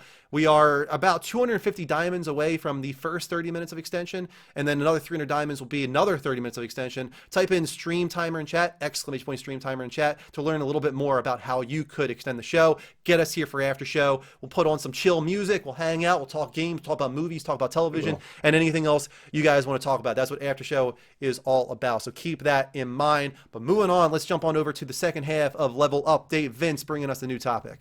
Oof. And man, this is an interesting one, guys. So I don't know if you've heard, but Jim Ryan has once again said the magical number again, Drew. You know what that magical number is? 25 plus. Yeah, 25 plus PlayStation Studio games in development. So kind of going off what we know already, we have Horizon Forbidden West, Gran Turismo 7, God of War Ragnarok, MLB The Show 2022, The Last of Us Factions, The Last of Us Remake. So let's stop there for a second, because now we're getting into territory of what we aren't 100% sure about. Like those 5 already, we know for sure. Yeah. So we know those 5 games 100%. are happening without a doubt, right? And then we start getting into territory where we got to start speculating a little bit. And that's kind of the entire point of this segment is, let's see if we can figure out what these 25 plus games are. It might even be close to 30. We don't know for sure, but we can kind of start speculating a little bit based on what we know, what's going to fill out that roster. And another caveat or another rule, I guess we should specify now, is this probably does include third-party partnerships, which we'll get to. But Last of Us Remake, we don't know that that's happening. It was happening, if we believe Jason Schreier and a lot of others. Did it fall apart? Did it get shelved? Do we think it's still happening? Where are you at on it, Vince? Well, kind of going off of what I saw a post on Resetera for this, where someone kind of compiled the LinkedIn employees. 562 people work at Naughty Dog, with 58 open positions on LinkedIn. I feel like it's still a thing. I feel like that project's morphing into something else, like as in like let's release it like near the time of when the show starts, where we can implement any changes or any kind of things that the show is doing, and we can put that into the game, possibly. Does that make sense? How do you feel about that? I think it only makes sense for them to try and get this out or announced around the time of the show releasing. It's just good business, Yep, it's just honestly. good business. And I won't take that away from them. I know a lot of people are like, oh, why would they waste their time on this? I don't think that was the original intention. They No. wanted this other team to grow and evolve and learn, and this would be a great way to do it, a great way to keep some people at Naughty Dog busy as they transition from The Last of Us Part 2 and factions to whatever their new IP is probably going to be. So it was a lot about efficiency, a lot about, curbing redundancy Yeah. and curbing layoffs. And I think those are all really solid reasons on top of the fact, based on leaks, that this is what the team wanted to do. Like Yeah. when they asked them, like, what do you want to do? I think Uncharted Remake was also involved at one point, but like, no, they wanted to make The Last of Us Remake and really have it be a showpiece for PS5, supposedly. Like, it Right. sounds like it might not even be cross generational. This is going to be a PS5 exclusive The Last of Us Remake. I hope that it's happening still. I think it would do really well for Sony, and I think that's good enough reason for me, honestly. Yeah, like I said, I feel like it's a smart decision also if you're going to be taking an engine and getting everything ready for your next development stuff. They did that with Last of Us Remastered on PS4. So it makes sense to me. So I hope it's a showcase, you know? Yeah. Um, yeah, it's just that's all we can say about it until we know more about it. And maybe it's a thing that is combined with factions. We don't know yet. So moving on to our seventh entry here, we have our Pixel Opus. I'm sorry, partnership with Sony Animation. So this would be their third project, right? Because out of the three Yeah. game deal that we know has been inked for them, because they did I forget their first game, Entwined, I think, and then it was Mhm. Concrete Genie, right? So this would be the third game, and it seems to be a heavy partnership with Sony Animation. What do you think this could be? A lot of people speculating about like Mitchell's versus the Machines, or Okay. maybe even Spider Verse, which I don't want. Like, we've already got Miles Morales, we already got Spider Man. Like, I feel like there's enough of that. Some people, maybe Rick in the chat, like, you can never have too much Marvel, and I get that, but I kind of don't want it to be that. What I want it to be is I want it to be Sly Cooper reboot in combination with a TV series, animated Sly Cooper TV series from Sony Animation Studios being in development. That's Yeah. what I would like it to be myself. What about you? You know, in all honesty, I'm not sure. I think that'll just be one of those things when they announce it, I'll be like, cool. You know, that's just kind of how I Yeah, am. I haven't got to play, excuse me, I haven't got to play Concrete Genie yet, so there's not like a kind of like a hook there for me, you know? I haven't gotten around to it yet either, but I've heard really good things. I've heard really great things about it. Sly is one of those weird things, man, where it's like I almost kind of want not Insomniac, Sucker Punch to go back to it in a way, or I want to have like that dedicated like, yeah, Sucker Punch had a team that kind of did a core or whatever, and they were like, this is the team that's doing it type deal because just Sly needs to be done right, so that way we can just have infinite Sly sequels for the rest of my life, and I can be happy. Yeah, You know? yeah. I don't think that's going to happen, but I could definitely understand the desire for it. Now we get into some third-party partnerships. Yeah, and we have our Deviations game exclusive that we know. I'm trying to find. There's another post where So they had. Deviation is which one? That's the one with Blundell. Is that right? I Jason believe, Blundell. I believe so. It's gonna So be this is definitely probably. going to be like a shooter game, right? Yeah, this was the AAA, I think, shooter game that was being talked about. I want to say games of service as well, but you know what?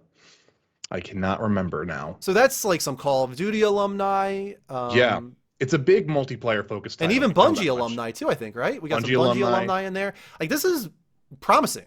Like, This and is this is very a big team promising. too. It's not a small team. Like, from what I looked at, it's close to 100 people or something like that working Yeah, on this. Like, it's a good sized team working on this. COD Zombies, yeah, it made COD Zombies great, coming from Rick in the chat. So that's very promising. Sony does need more first person shooters, exclusive. They might be done with Killzone, they might not be. We'll talk about that actually. yeah, They seem to be done with Resistance, which I kind of wish they weren't. But they need it. They definitely need some of yeah. that. And I think that Firewalk is probably going to be another one of those, from what I Fire, understand. yeah, Firewalk is going to be another one of those. I think they were the ones that I'm sorry that might have been the games of service that I kept hearing more of a Destiny like type game, from what I was understanding for Firewalk was going to be something more like that, like the gas looter type deal, from what I Yeah. understand. Still But like a then shooter. Haven is, I think, the outlier here, where originally I was like, oh, here we go, like another division type game is what I was imagining originally. But listening to recent interviews and the fireside chat that happened with Jade Raymond, and how focused she was on like social connectivity, but like in a unique way. It almost felt like they were trying to do something very creative and like outside the box to me, that I no longer think it's just like your traditional games as a service shooter or anything like that. I kind of am imagining something like Kojima-ish, Well, honestly, I was like in actually its gonna. like, go I'm ahead. sorry, I didn't mean to cut you off. I was thinking Assassin's Creed on steroids, but in the sense of Okay. it being more like you have that historical aspect of it, but like you'd be manipulating all that type of stuff to where like things would be shifting and whatnot, and that would be how you're connecting with players and whatnot. Because like that's kind of what she's kind of always kind of brought to the table a little bit for all those types of games, and that's it's what you said though, Kojima as well, like something like a Stranding Yeah, type game, she's like gonna do a something Strand like game. that. Yeah, Strand game. I He could was honestly right. could see it. I could see He her was doing a Strand game. the man was right. He knew it was going to be the birth of a new genre. Yeah, I guess you Plus, could they're say that. actually I think good we need a friends. couple more entries before we can call it that. But yeah, Yeah, I mean, I also know I think they're good friends. I think too, so it wouldn't surprise me. yeah, Um, that's exciting. yeah, and then so moving on here. I mean, like these, this is really cool. We have a nice spread kind of going on here. If you kind of get the pattern here, Mhm. then we have Fire Sprite. Now, this is the weird one to me because we have three exclusives from them. One I know is a horror title. Yes. The It's like other a one, gothic, like yeah, dark horror, very narrative driven from what we understand title. yeah, Sounds really promising. Definitely fits the PlayStation mold and especially fits right now into a void that needs to be filled. PlayStation no longer has an exclusive horror title. And really, when you go back to the PlayStation legacy days, that was one of their best genres. Like it they was were Silent Hill, they were Resident Evil, they were Fatal Frame, that Siren, like that was all Sony, that was all PlayStation, almost synonymous with the console itself. And since then, not really anything but horror games do really, really well nowadays, especially on Twitch, especially in broadcasting. People love to watch horror. It's a void they need to fill with exclusive content. And I think it's great that Fire Sprite is a part of that. And I think that's not going to be the only one, I bet. I think we'll find yeah. out a little bit more too. And I think the second one I think has been rumored to be the Horizon VR title. That's been the rumored, I think. That's rumored. Yeah, they are definitely doing something VR. And Yep, a lot of that's people think it will be because it's confirmed to be attached to a very popular their IP. IP. They didn't Yep, say it was a PlayStation IP, but it is attached to a very popular IP. So a lot of people are assuming it's going to be Horizon VR. right. And then the other one, I don't know if we know too much details about. Do you I think it's know? a games as a service. I want to say Yeah, I can't quite type remember. thing. Yeah, I can't quite remember that one. But also going back to Horizon real quick with the VR thing, it's not just going to be like Horizon Forbidden West or Zero Dawn in VR. From what I understand, it seems like what people are saying is it's like an original VR Yeah, title of the Horizon universe. Like they're doing something of their own. yeah, that's what I've heard too. So I'll be curious to see what they do with that. Again, Yeah. it's one of those weird things. And then That so kind of that, rounds up like everything we yep, know about. Like we were speculating there, but we kind of know that those projects are right. happening. Now we get into like some real Really, unknown territory here. yeah. That was 13 games, by the way. We just Yep, talked I about. was So just gonna say. probably half of the roster of first party in-house development and partnerships. Right. All right. So then, we're gonna be moving on now, and let's start it off. You know, you've talked about this, I think, a lot lately, and there's been lots of rumors. We had the San Diego team that kind of fell apart for this, and that they were poised to be the ones doing this. But the new Uncharted, a new Uncharted. Yeah. I'm sorry, I shouldn't say the new Uncharted, a new Uncharted. Do you Well, think? originally, like I think Sony internally was trying to push somebody to remake Uncharted, Okay, and like they couldn't make that happen from what I understand. So then it did become okay, yeah, like the next entry in the Uncharted franchise, and there was a lot of internal drama surrounding yeah, that, a lot of moving around, a lot of moving pieces, and it seems like it might have fallen apart, but maybe it didn't. yeah, Here's what I will say. Uncharted is one of the best-selling franchises in all of Sony. It's up there with God of War. It's up there with The Last of Us. It makes no sense for Sony to let it go, honestly, especially considering most of what I see is as long as they put the right team on it, people want it to come back. I don't think people want Naughty Dog on it, and I agree. I don't want Naughty Dog on it. Maybe it will be Naughty Dog. but I would rather it be somebody else, like taking the reins with Naughty Dog's supervision.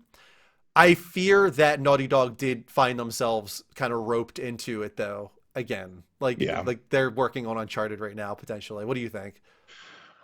I could see it. And it's weird because we do know. I shouldn't say we do know. We do have an idea that Sean, and I am so sorry, I can never say his last name. He was director or co-director of Lost Legacy, moved over to Marvel's Avengers, Yeah. is now back at Naughty Dog. He has a new project in works, and everyone seems to think that he would be leading up the new Uncharted team, considering his success with Lost Legacy. That's who I think will do it. So we probably won't see that project for another like 4 years, if anything. Right. So really, like when you think about it, Naughty Dog's very silent right now, and you're Yeah. like, what the hell are they doing? They might be working on like four things right now. Yeah. They might be Yeah. working on the Last of Us Five. Factions, the Last of Us remake, Uncharted remake, this new project from Sean, which Vince was just alluding to, and on top of that, Neil Druckmann is Yeah. very likely working on a new IP. Yeah. So like what? Like holy Five. crap! They are bringing in a lot of people. They are growing very fast. They're I think I want to say they're the largest studio. They are the largest as of right now, but Yeah. Insomniac and Guerrilla Games are nipping at their heels. They're all growing so fast. Oh And my this is god. what I was talking about before, that the difference in approach and strategy to growth, organic growth, where Microsoft is buying up a lot of different studios and they're also doing a little bit of organic growth as well. Whereas Sony, instead of buying up new studios or building new studios from scratch, they are on a hiring spree and they Yeah. are trying to get 2, 3, 4 teams within one individual studio. So that let's imagine it. Imagine that Naughty Dog is working on 5 games. That doesn't take away at all from the fact that every time the Naughty Dog logo pops up on screen, people are going to lose their shit. Like Yeah. it doesn't need to be a new studio at all for Nope. Sony. Like they get to feed off of the Naughty Dog name potentially 5 times Yeah. through 5 different teams. Like that's smart. Well, That's a we're very seeing that smart with way to approach Insomniac. it. Yeah. We're seeing that with Insomniac right now. With when they did Ratchet, they did Spider-Man. We have Spider-Man 2 and Wolverine. We saw that exact same reaction right there. It's crazy. And then you topple in XDev, you topple in their entire internal line. Like if this plays off for Sony the way that they're hoping to, and they have the structure for it, like yikes, like Yeah. oof, you We better just be talked about ready. Fire Sprite. They Yeah. brought in Fire Sprite, which is like 250, 300 people strong. They're on a hiring spree of their own, Yeah. and they're already working on 3 games, Projects, yeah. 3 projects. So when you start getting down that strategy path, you can start to see where Sony's head lies, right? Yep. Like their plan for the future and their plan of staying in competitive nature with Microsoft, because in all honesty, they fell pretty far behind in number of studios, just like true studios, right? Right. They're catching up a little bit now, thank God. By acquiring Firesprite, by acquiring Bluepoint, by acquiring Housemarque, and I bet there's a couple more on the horizon as well. But they're still like 7 studios behind, I want to say, in comparison to Microsoft. So this was a smart idea, a smart approach for them. Speaking of Bluepoint, we know a little bit. We know that they are working on. We got a little freeze there. Hold on a second. Yep. They are working on new content within an existing IP. Is what we understand. Yeah. That doesn't mean a new IP necessarily. I think they call it a new original content. So from what I understand and from what I've seen on Reddit, etc., on a couple places, the current train of thought right now for Bluepoint Games is Bloodborne remastered, then a Bloodborne, like the original content part of it. Like that's the new thing now, is they're doing that, and then a new IP. The only thing that gives me pause on that is Bluepoint, as of right now on LinkedIn, is only 66 employees.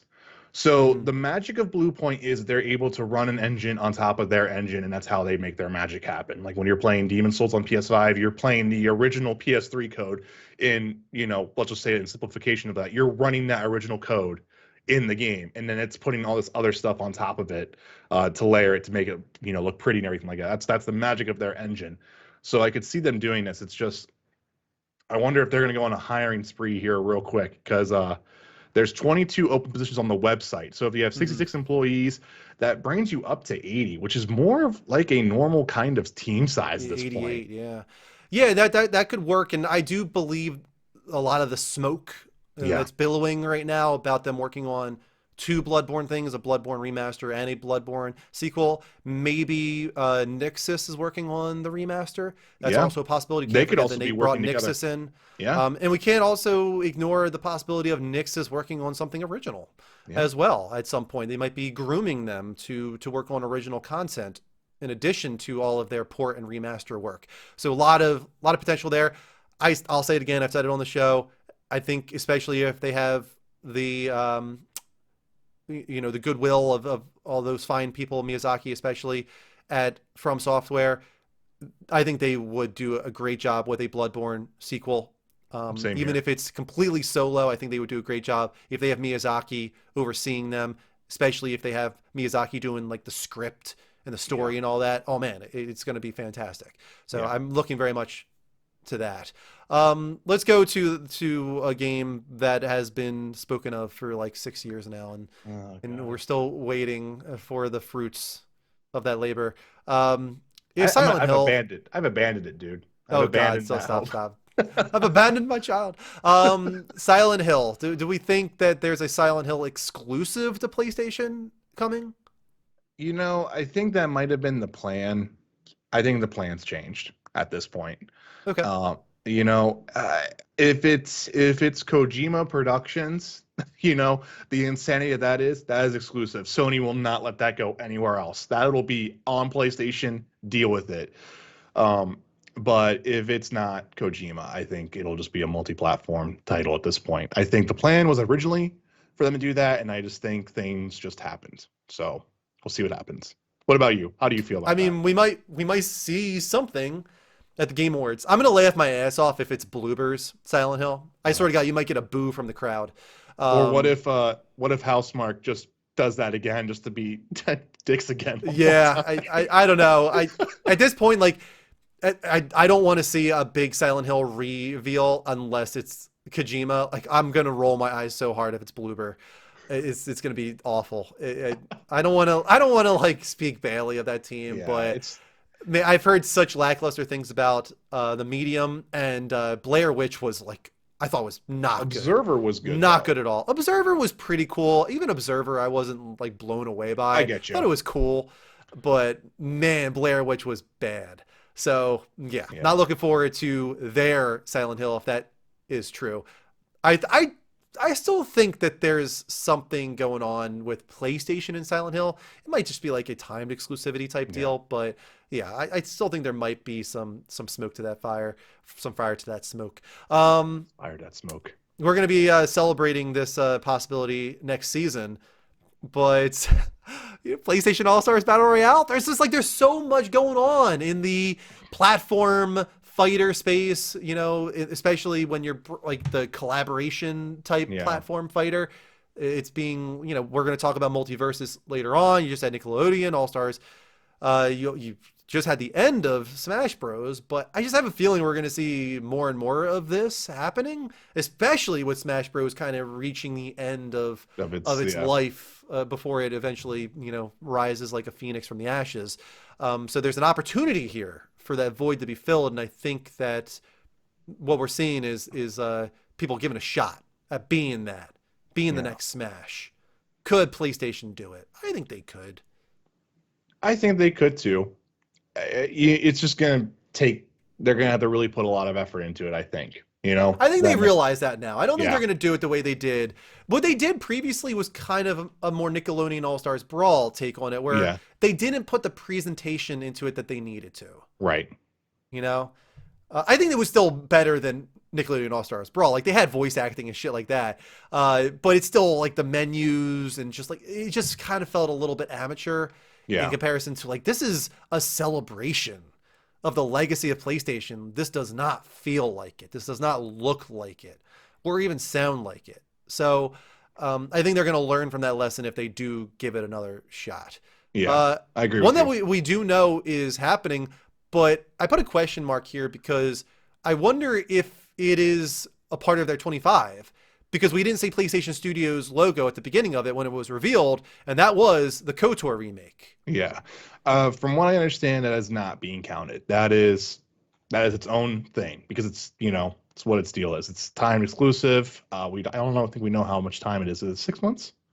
I can't remember. Yeah, I But don't yeah, know. it's not from what I understand. This is not counted. KOTOR remake is not counted at all in this 25. So add another one to the list. Then we got another slot to Yeah. fill. Let's go through some of our teams that are working on something. Yeah. Media Molecules on a hiring spree right now. A major hiring spree. And I think I shared this up a little bit too. They're at 69 employees on LinkedIn right now. They're at 22 open positions on LinkedIn. And then the big talk there was that the Dreams team is moving into a small kind of maintain, keep going phase for it. And there seems to be a team right now who is prototyping something. We just don't know what it is yet. I'm very excited that they're moving on. Yeah. Dreams is great. Dreams deserves a new life on PC and on PS Now and PS Plus and whatever else. But in the meantime, Media Molecule, you have so much creative talent. Let's see it. Do something new. Do LBP again, maybe. I don't know. I think somebody else could take on LBP, honestly. Unfortunately, I don't know if it can be Sumo Digital anymore.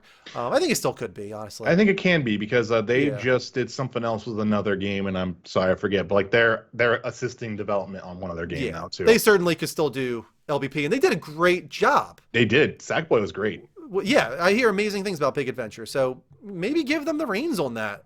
Who knows?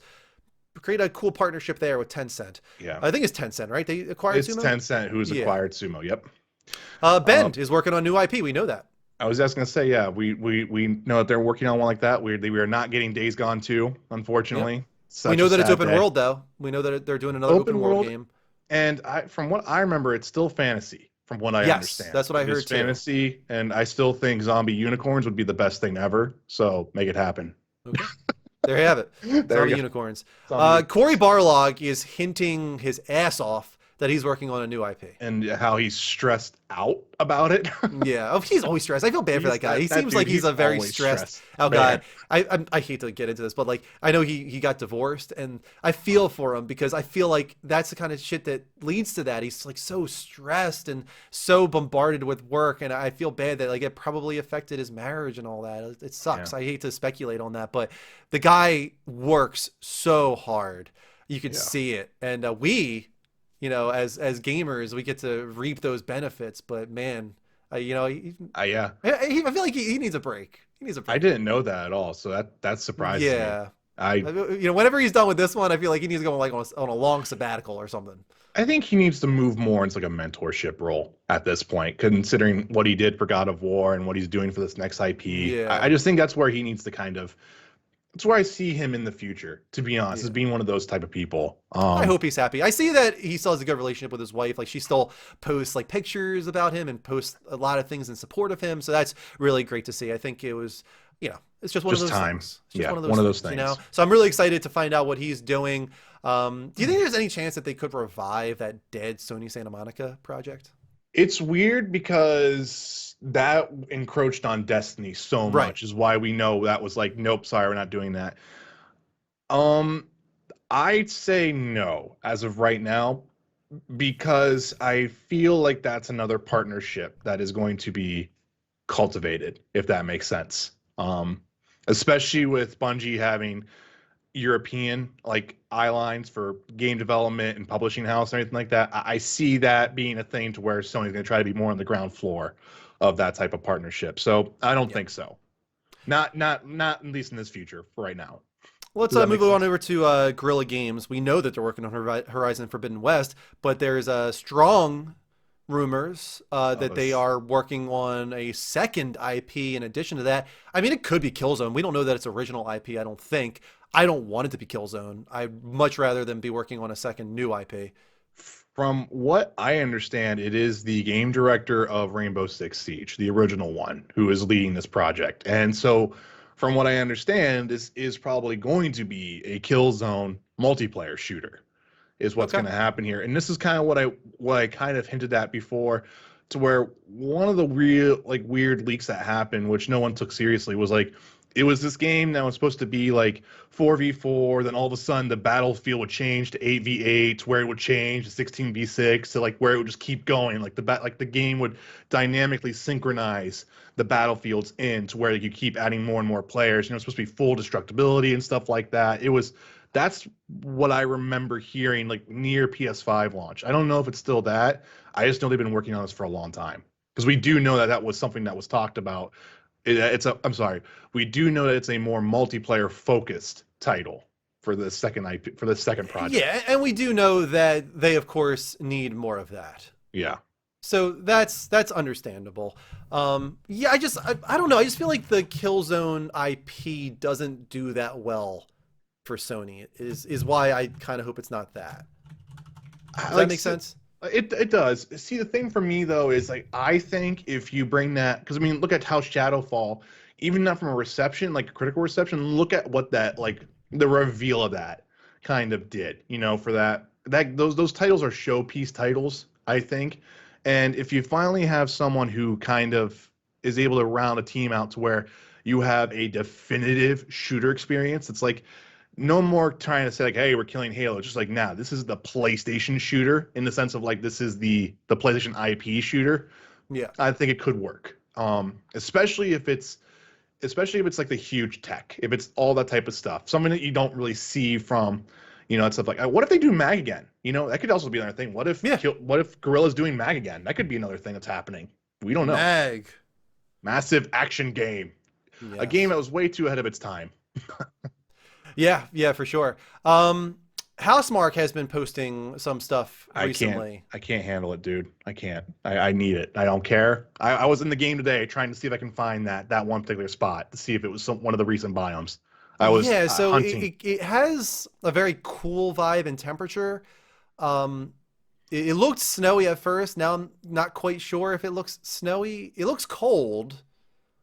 Well, for me, I don't trust the color tint of that because to me it's one of those like it's been taken off a screen type deals and like you never know what like manipulation happens Yeah. behind that.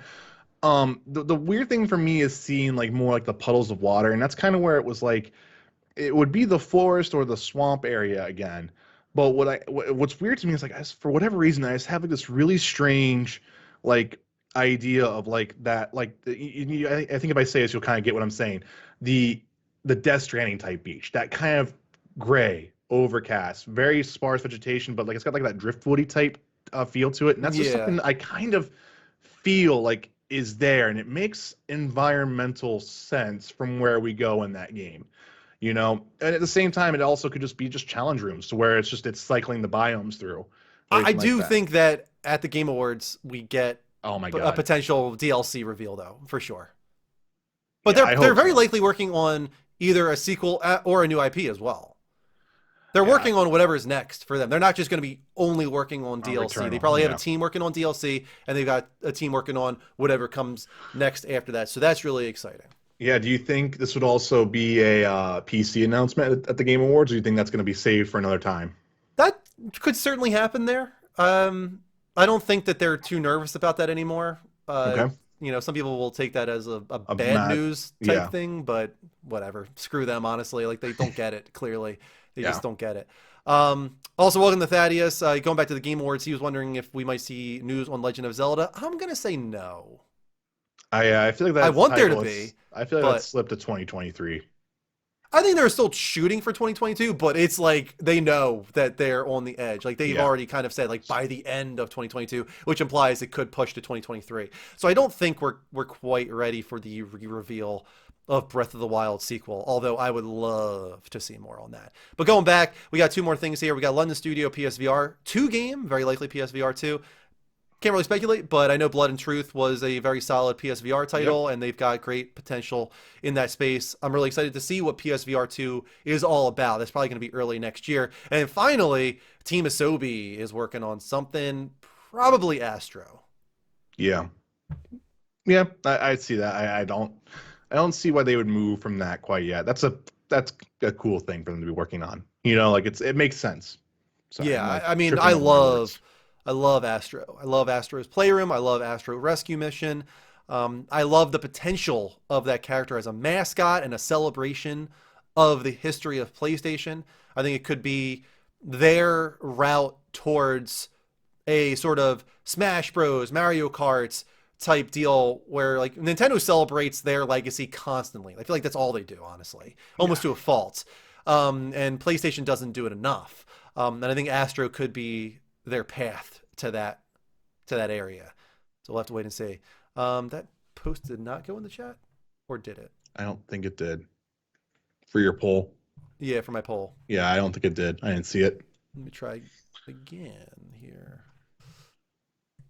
But yeah, it's even crazy then. We just talked about all that, and we have yet to scratch the surface of third-party exclusives that we apparently know for PlayStation. So it's just that's right. Like those aren't things. like it's hard to say. Like third-party exclusives, are they going to be called partnerships? Like typically, I would say yes, they're probably going to be called partnerships, right? Right. So they would be on this list then. Like this 25 plus does include the partnerships that start with, PlayStation Studios at the front of it. You know what I mean? Like all like the Deviation, Haven, Firewalk, like those are third-party partnership exclusives right there.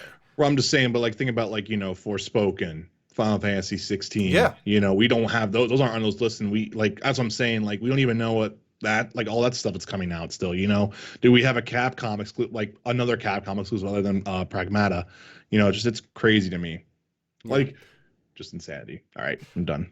Let's go to another quick commercial break. When we come back, we're going to get into our seasonal segment, which I'm really excited about because you guys wrote in about what you're thankful for. So don't go anywhere. Hold on tight. Rick will be back in approximately 3 minutes.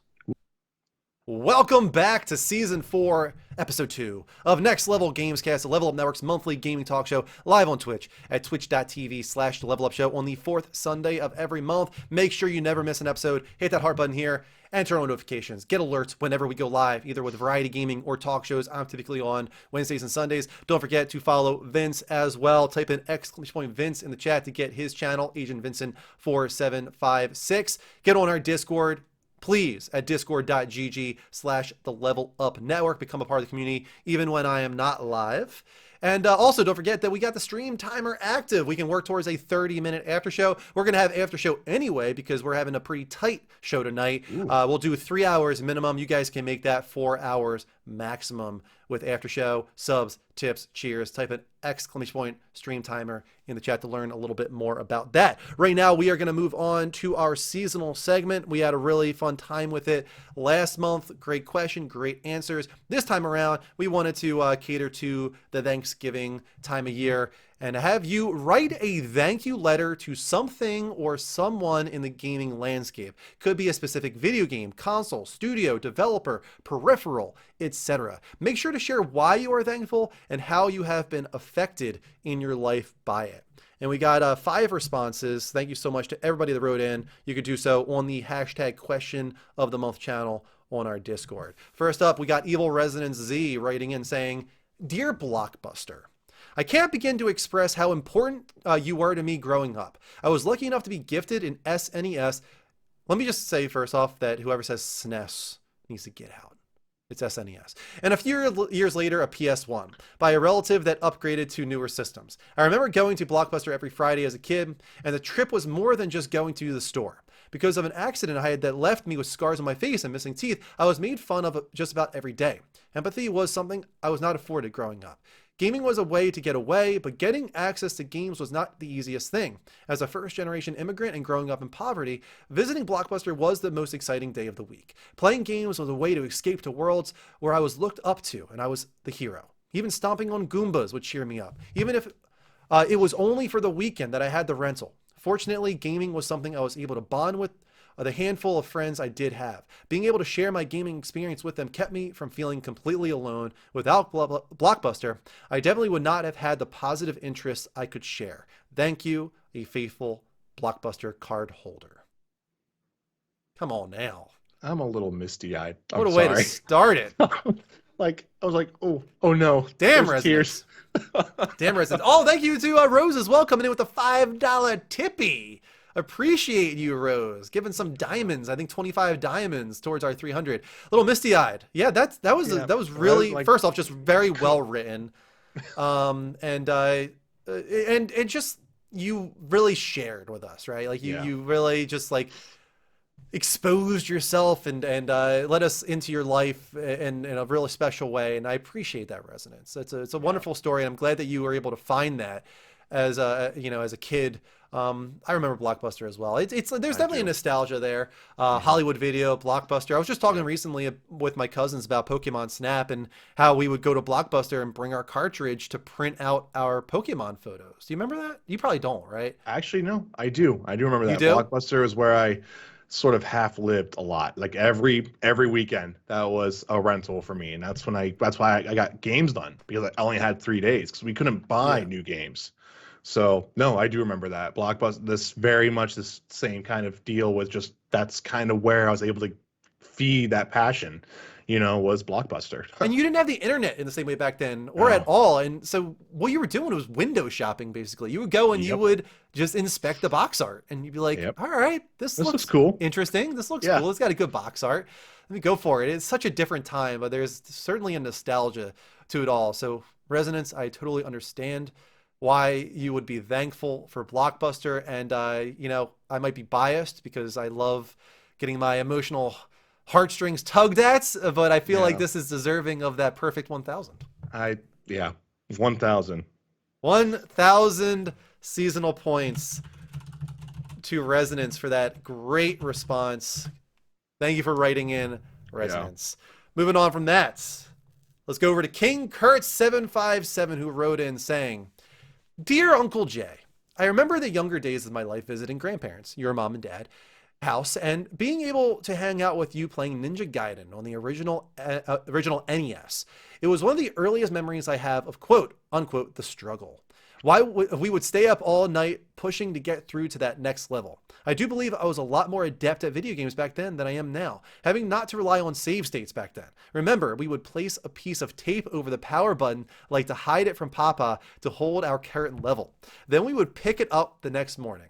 I did request a Nintendo Entertainment System console for the very next Christmas, and I did end up getting one. That did start my love for video game consoles. Later, it was PS1 playing Twisted Metal and the OG Xbox Halo and Crimson Skies. After that, the love was solidified. Being lost in worlds to the point my eyes would burn and seeing the evolution of graphics and scale of stories. I do thank you, Uncle, for introducing me to the imagination of video games. Uncle Jay. Uncle Jay. Good old Uncle Jay. Man, For some killing reason, me I think tonight, of guys. Mr. J. Mr. From J. Mr. J, Uncle J.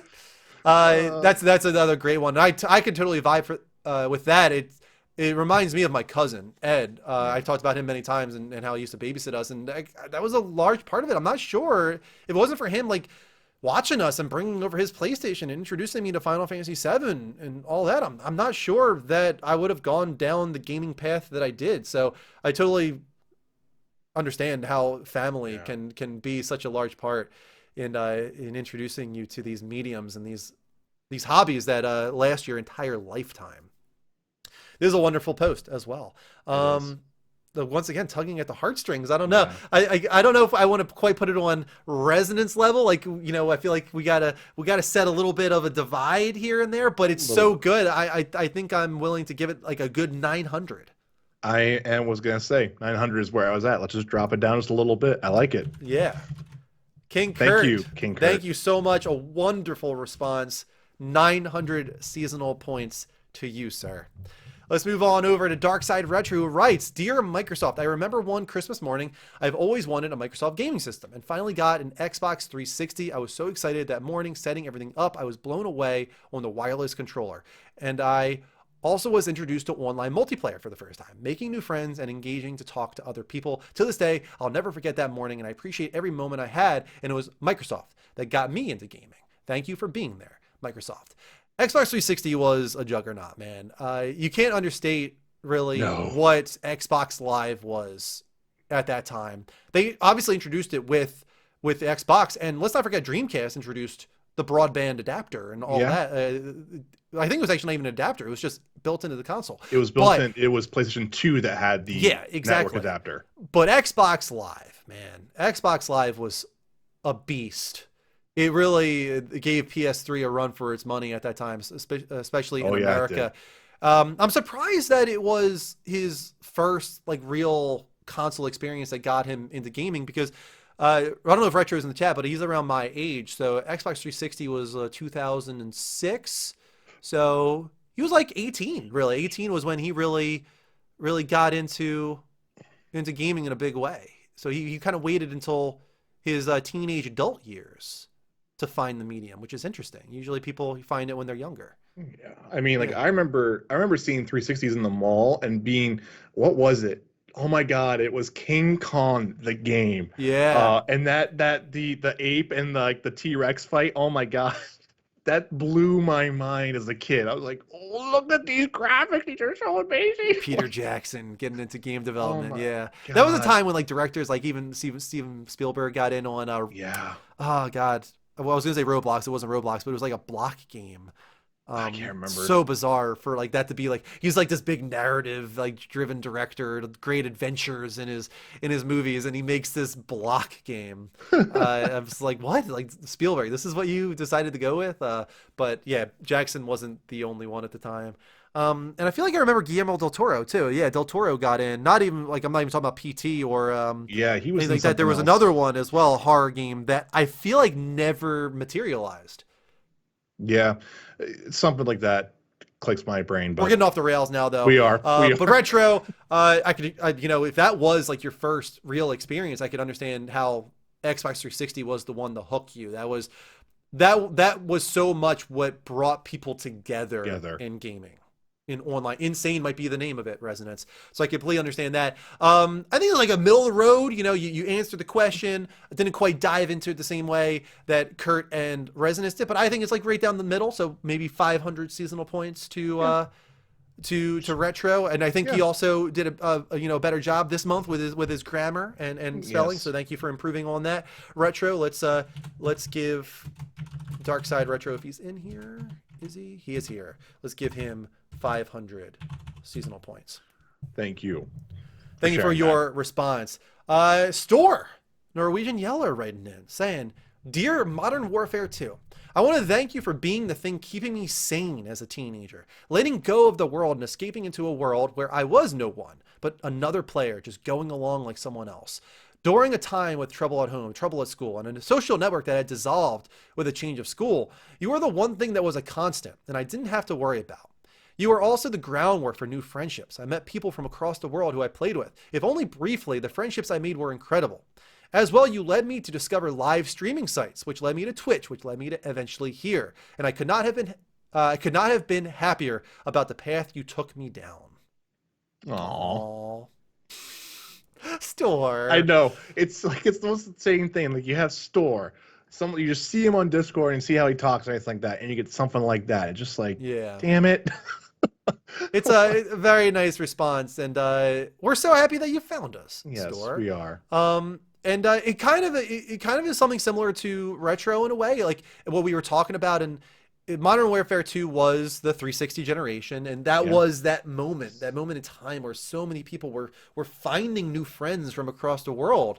That had never really happened before in console gaming. In PC, I think you had like MMOs by that time, so people were in that space on PC, but on console, this was new territory. People had never game chatted with somebody across the world and eventually like met up with people from across the world a lot of the time. Yeah. And I think Storm might have even said that he's met people now, I believe, that he's met through games. So that's really cool. But more than anything, really happy that you found us through Modern Warfare 2 down the line. Down This the line. butterfly This is where we're at. effect that occurred. A really nice response. What do you think, Vince? I was thinking 800. That's but what then I was since- thinking too. But 800. then since he didn't do caps, I was thinking like 825 or 850. he refrained, right? he He refrained from controlled using himself. I can get down with that. Let's give him a little extra credit there. A little extra credit. There we go. A little extra credit just for you, Store. Store gets 825. There you go. Thank you so much for writing in. And we got one more response here coming in from Brett who said, "Dear online multiplayer gaming, thank you for keeping me in touch with loved ones. I don't really play a ton of multiplayer games, but me and my sister love games, and she moved out of the country recently. But we get to talk shit and have fun playing co-op whenever we can. It's the fucking best. I'm literally always on the lookout for fun co-op stuff now. It's funny because I'm mostly a single player guy, but at the end of the day, you're going to have fun playing with someone else if it's someone you like, period." So once again, multiplayer gaming. I would have liked to hear, like, what game is he playing with his sister? Is It Takes Two? Because there aren't, like, I don't know, maybe I'm just sort of sheltered, but, like, are there really that many great co-op experiences nowadays? I feel like it's kind of few and far between, which is why It Takes Two stood out. Yeah, I mean, I think you're getting more of like the social experience stuff, like Animal Crossing and whatnot, where you're kind of getting a lot of that type of stuff. But like for a game like It Takes Two, where it's like, nah, you have to have the other partner be cooperative with you, you don't really get that, to be honest. I do feel like that's like an actual, like a kind of an abandoned type of game, to be honest. Abandoned. Yeah, just go to PTSD. Yeah, every time I hear Abandoned now, like in any context, I think of Abandoned, the video game, and I'm like, wow, this really affected me. Yeah. Not good. I need to move on from this. You do. Which, by the way, like that kind of like just disappeared at this point. You could say it was Abandoned. exactly. All right. That was ridiculous. But yeah, I would have liked a little bit more content there, Brett. But the heart of it, I feel for sure, which is why I think let's give Brett 500, maybe. Yeah, I'd say 500. 500 seasonal points. I don't think he's here. No, he's not. But I'm gonna give. I think it's Brett on Twitch as well. I think so. Brett getting 500 seasonal points. Dustin, how you doing? Welcome to the show. Coming on over from Facebook to Twitch. Points for making Drew swear. That was included. No, let's just say that was included in the 500 seasonal points. That wraps up our seasonal segments, which means that we can move on to the final segment of the show where we go through those usually smaller stories in a quicker sense. That's why we call it the Speedrun. Got 15 stories. We're going to spend about half an hour on this tonight. Starting off with, I'm not going to sing this time, a delay watch. We'll skip the singing on this delay episode. Watch. Let's start off with, let me bring up the video real quick here to go with it. Switching on over. We got 3 games that have a triple delayed. Delay watch. Yeah. Starting off with a non-delay, actually. Let's do a reverse delay. Start with a reverse delay. So this is good. Sifu has been reverse delayed. It's actually been pushed forward 2 weeks. It is now releasing, instead of the 22nd, it is releasing February 8th of 2022. So that's exciting. God, because that was right in between Destiny 2, Horizon, and Elden Ring. And this is a title that does not need to be in sandwiched between all of those. Yeah. Right. I think there's going to be more movement in that territory. There needs to be. Like, there's still a lot jam-packed in that area. But Sifu made a smart choice here. They've chosen wisely by pushing forward 2 weeks. And I'm really excited about it. Moving on, we have Saints Row has been delayed now to August. That was one of those ones that was in that area. It was in that area. This is a big delay. To 2022, August 2022. They said, quote, "Our priority is to create the best Saints Row game yet. And if we released on the original date, it wouldn't be up to the standards we've set ourselves and that you're expecting and deserve," wrote Boone. "The team just need more time to do our vision justice. We're doing some fine tuning and there won't be much change in the game outside of overall quality and polish. In all honesty, we underestimated the impact COVID would have on our schedule, although everyone adapted very quickly to the working from home arrangement and continued to be incredibly productive. Rest assured, there will not be any changes to the story or the characters or anything that we've lovingly imagined over the last few years and already shared with you." They wanted to pepper that in there because they've been very adamant that, like, no, like, a lot of people are complaining. We're not changing it. Like, this is our vision. This is what Saints Row is now. So I think a lot of people probably assumed right off the bat, oh, delay. They're probably going to modify things to cater to the complaints. Nope, they are not. Good for them, because I like what I saw here. What this just needs to have is it needs to have another kind of like almost a relaunch in a way. It needs to have like that secondary like kind of introduction again. It did not do a splash. And another one that is getting a big delay, and we haven't heard about from the very beginning, really when it was revealed, is Pragmata. Our team is hard at work on the project, but to ensure this will be an unforgettable adventure, we've decided to shift the release window to 2023. In the meantime, we have a brand new artwork to share with you. Thank you for your patience, which honestly I don't even know what that is, the artwork. I don't know what this game is. Like, what is this game? Like, what are we dealing with here? I don't know. I'm curious about it. I did like how, like, at first I was like, is this Death Stranding? Like, is this Death Stranding 2 or Yeah, something right. like that? I had a little bit of that vibe too And at the start. I then can it, understand that. went a little bit crazy. I don't know. It's from what I can see from the tech video that they did here. I'm sorry, like the initial showcase of it. It looks like it's going to be a showpiece title in the sense of like it's spectacle. I just don't know what it's going to be yet. Yeah. Activision. Let's talk about everything kind of going on there in a minimal sense. Yeah. We all, I think you guys know where we fall on this. It's disgusting, but I think what's interesting about it in the last week and 2 weeks is that all three of the big three, Sony, Microsoft, and Nintendo, have all expressed concern. Phil Spencer has told staff he was disturbed and deeply troubled by the horrific events and actions at Activision Blizzard, and that Microsoft is evaluating all aspects of our relationship with Activision Blizzard and making ongoing proactive adjustments as a result. Jim Ryan sent out a mass email, internally, saying we outreached to Activision immediately after the article was published to express our deep concern and ask how they plan to address the claims made in the article. And he also said, Jim Ryan, we do not believe their statements of response properly address the situation. And then finally, even Nintendo came out last week saying, quote, along with all of you, I've been following the latest developments with Activision Blizzard and the ongoing reports of sexual harassment and toxicity at the company. This is from Doug Bowser. He went on to say, I find these accounts distressing and disturbing. They run counter to my values as well as Nintendo's beliefs, values, and policies. According to Fanbyte, Bowser told Nintendo of America staff that the company wants to have an open and inclusive workplace where all are welcome. The executive added that Nintendo has been in contact with Activision, have taken action, and are assessing others. Just what an insane triple down that the story just keeps doing, like it is just absolutely astounding to me, especially since we got all three, Jim coming out strong in the email, Phil coming out very shortly after that, and then Nintendo from the internal emails. And what's even interesting too is I think Nintendo has some of that ESA stuff that they're kind of finagling with on this whole angle. So it's just it is a crazy time.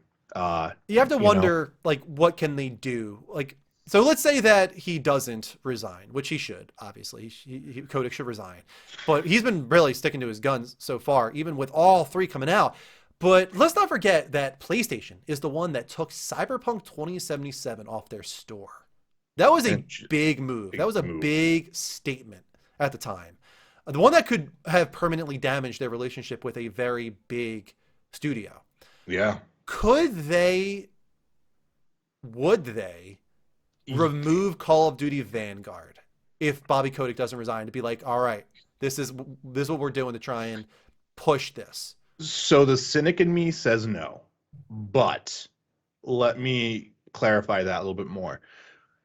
If the board of Activision doesn't move along with it and we get more and more of this stuff to come out, you will see, I think, Sony and Microsoft both go, nope. It's bad. It's bad. It's a toxic product that they don't want to have on their ecosystem, especially with them being closed ecosystem. So it's gonna take more, I think. I don't think we haven't. The unfortunate thing, to put in this context here, is we haven't heard the end of where the story goes. And I think it's just gonna get worse. But to answer your question, I don't think they'll pull. It's not going to be one title. If they're going to pull everything, it'll be everything. Yeah, if that makes sense. That makes sense. But continue on with Vanguard. It actually might be the slowest selling entry in the Call of Duty series since 2007. Turns out. This comes from VGC, who wrote on Sunday, GamesIndustry.biz published physical and digital sales data from GSD, which shows that Vanguard's opening week was down 40% year on year compared to Call of Duty's previous premium entry, Black Ops Cold War. Subsequent data shared by VGC's own sources suggests that Vanguard was actually Call of Duty's lowest performing launch in 14 years. Only the original Call of Duty Modern Warfare, which really kickstarted everything, the game that that's what they said, sold fewer copies during its opening week. Compared to COD's record launch, 2010's Black Ops, Vanguard sold nearly 200% fewer copies in its opening week. According to the data, even the franchise perceived outliers, Ghosts, was 52% higher than Vanguard, and Infinite Warfare was 16% higher than Vanguard. So, here's what I think is going on. If I had to guess, Warzone. Like, I mean, like, why? A lot of people play Call of Duty for the multiplayer, and Warzone allows them to do that for free. Unless you really want the single player campaign, just play Warzone, which is why I think, honestly, like, I don't think they should do annualized Call of Duty anymore, with it being like the traditional, hey, here's a multiplayer attached to a single player campaign. Like, they should be doing like very unique, interesting, off the wall Call of Duty things. They should be doing like a third person Call of Duty. They should be doing a murder mystery Call of Duty. I don't know, like just do like something crazy, like just do something really weird every year for Call of Duty, because you're cannibalizing the franchise.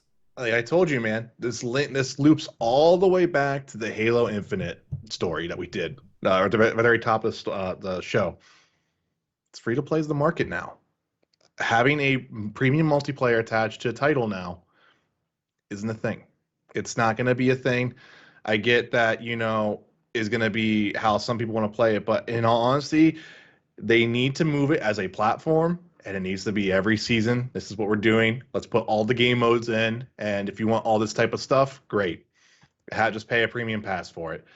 The other thing, too, that I will say would also hurt Vanguard, and I think Rick would also agree with me on this, is that for the entirety of the first part of the year, we had all the insiders saying it's going to be the worst Call of Duty ever.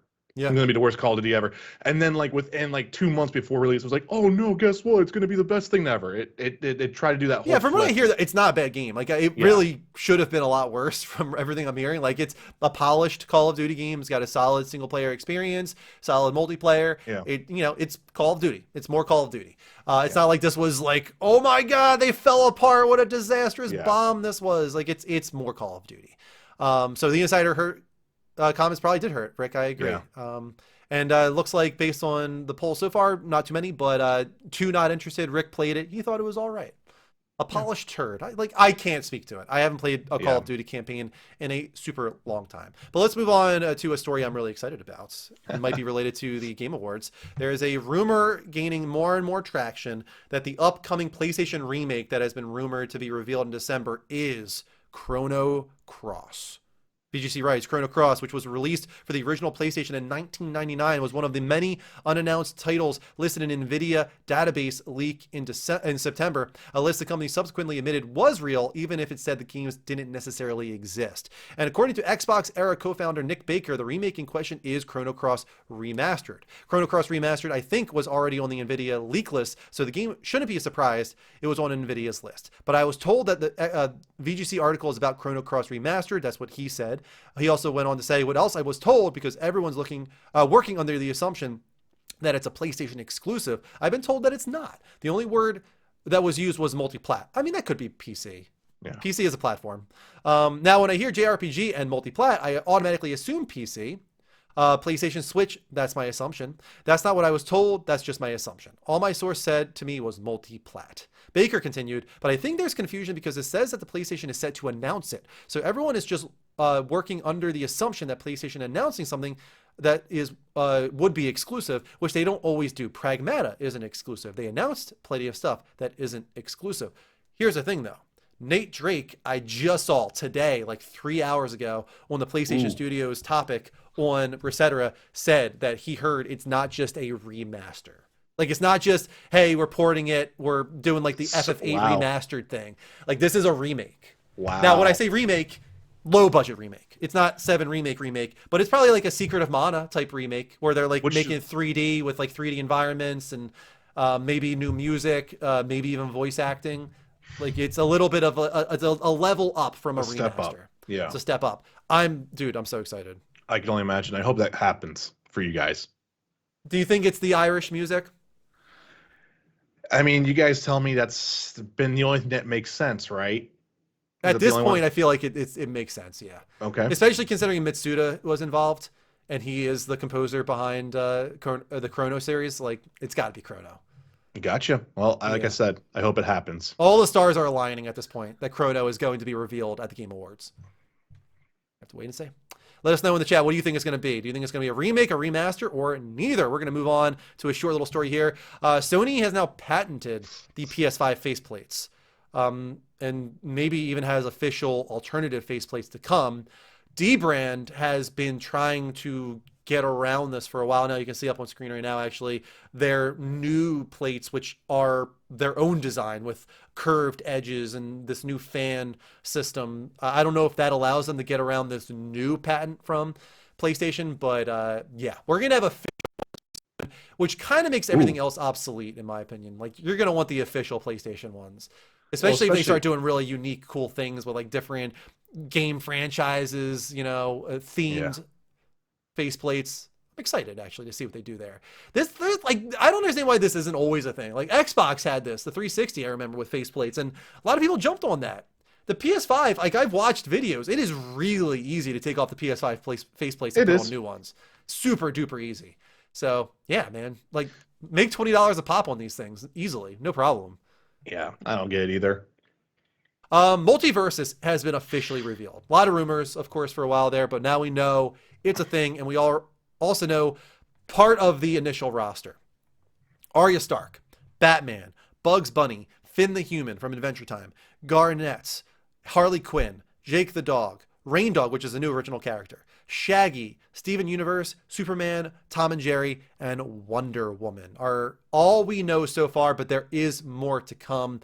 What was really great about this reveal is it felt like they were directly responding to the complaints about Nickelodeon All-Stars. Yeah, Like, I agree they with you. kept harping on the voice acting and like how important that was to realizing the characters and being faithful. But then on top of that as well, it's almost like they were combating Super Smash Bros. By saying we're going to have cross progression and cross play and dedicated server-based rollback netcode, a battle pass like system. Like, they're saying like all the right things, I have to say.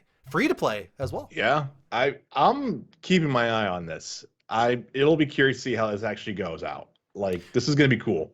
The smartest thing they did is a cohesive artistic vision.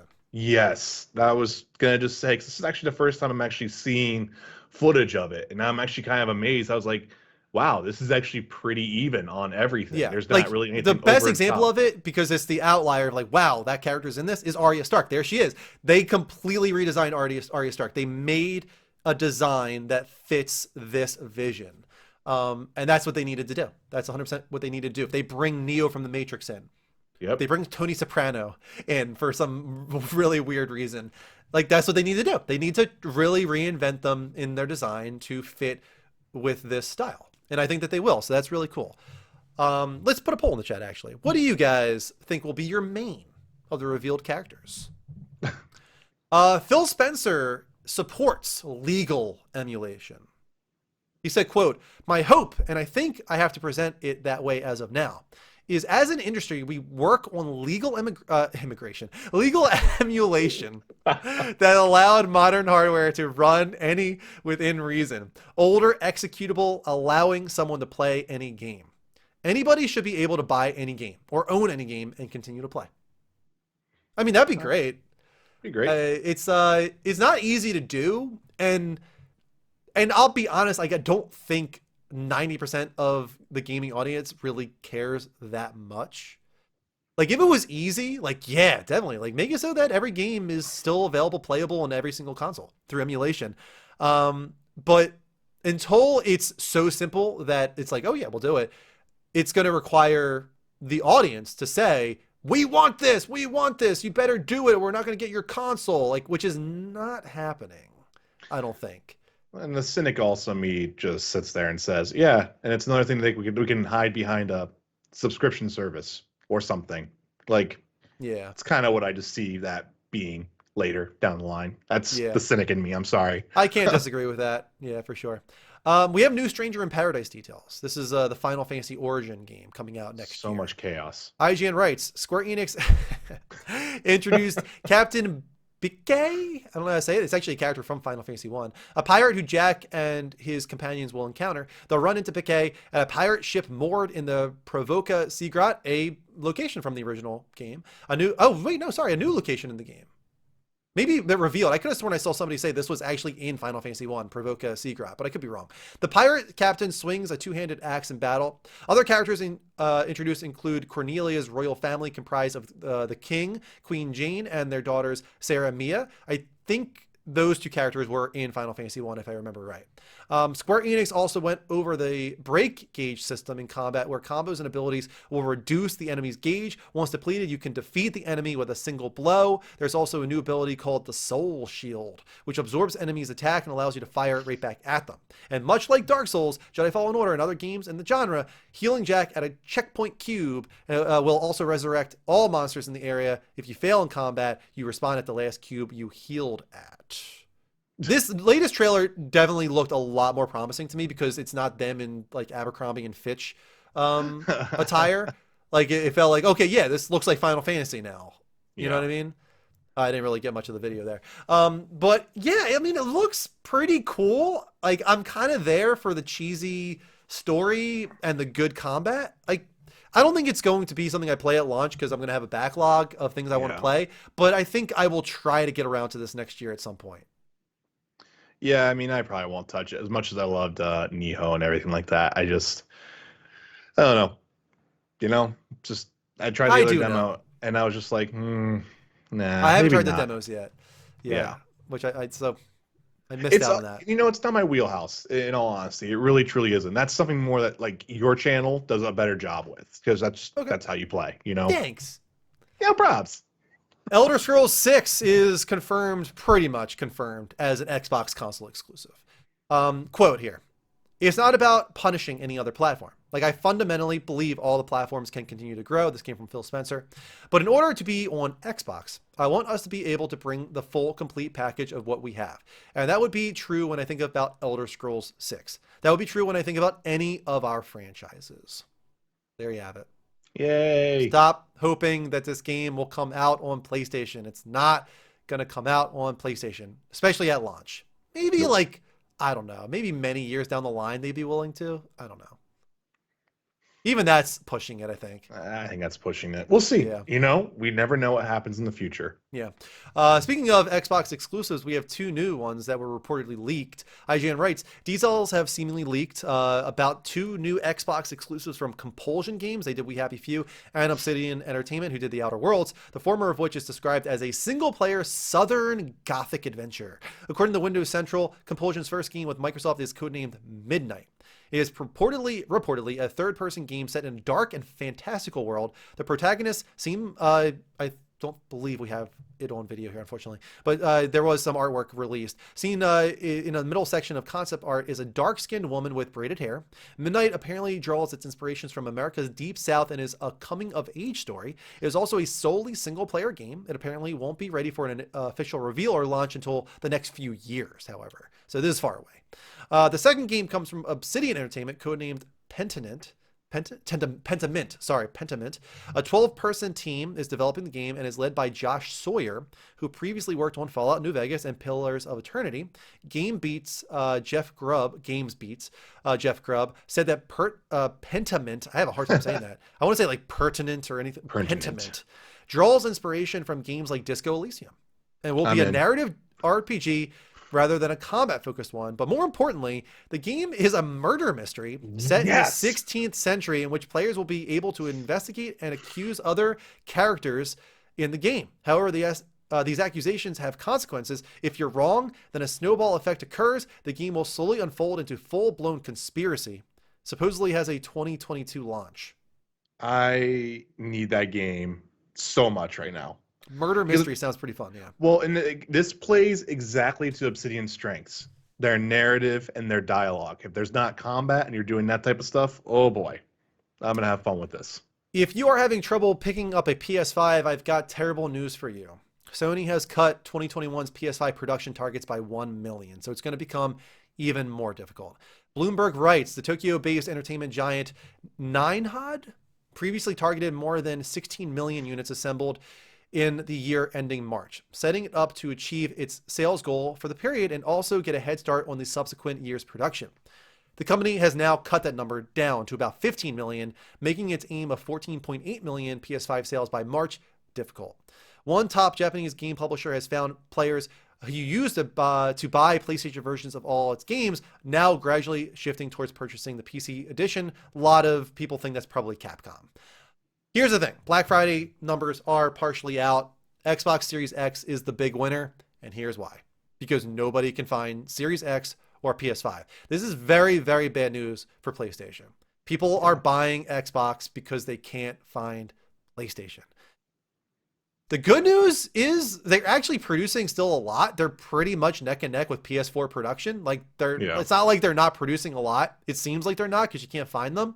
It's just that the demand is astronomically high that they can't keep up, especially in COVID conditions. Yeah. So it sucks, but it does suck.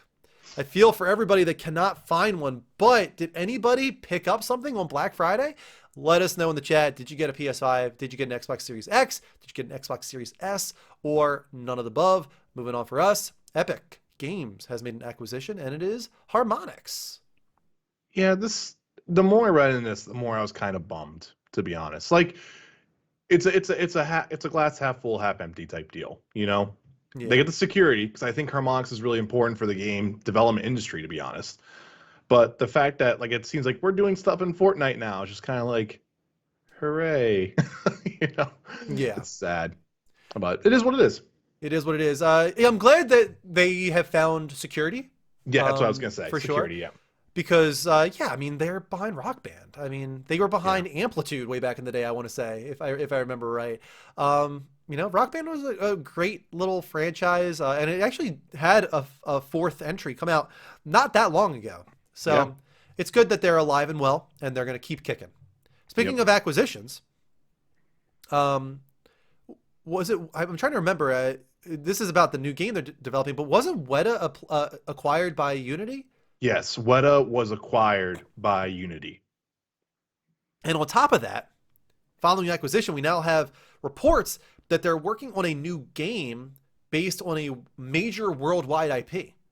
So GameSpot wrote this. The Lord of the Rings effects and prop studio Weta has revealed that its gaming division is working on a new game based on a major worldwide IP. A job ad for a producer role at Weta Workshop Interactive further teases that the IP is very close to their hearts, which is intriguing to think about. Weta is best known for its work on Peter Jackson's Lord of the Rings series, so the franchise would seemingly fit that bill. However, nothing is confirmed at this stage, and Weta has worked on numerous other gigantic franchises over the years, including Hobbit, Avatar, King Kong, and Wonder Woman, and many Marvel movies too.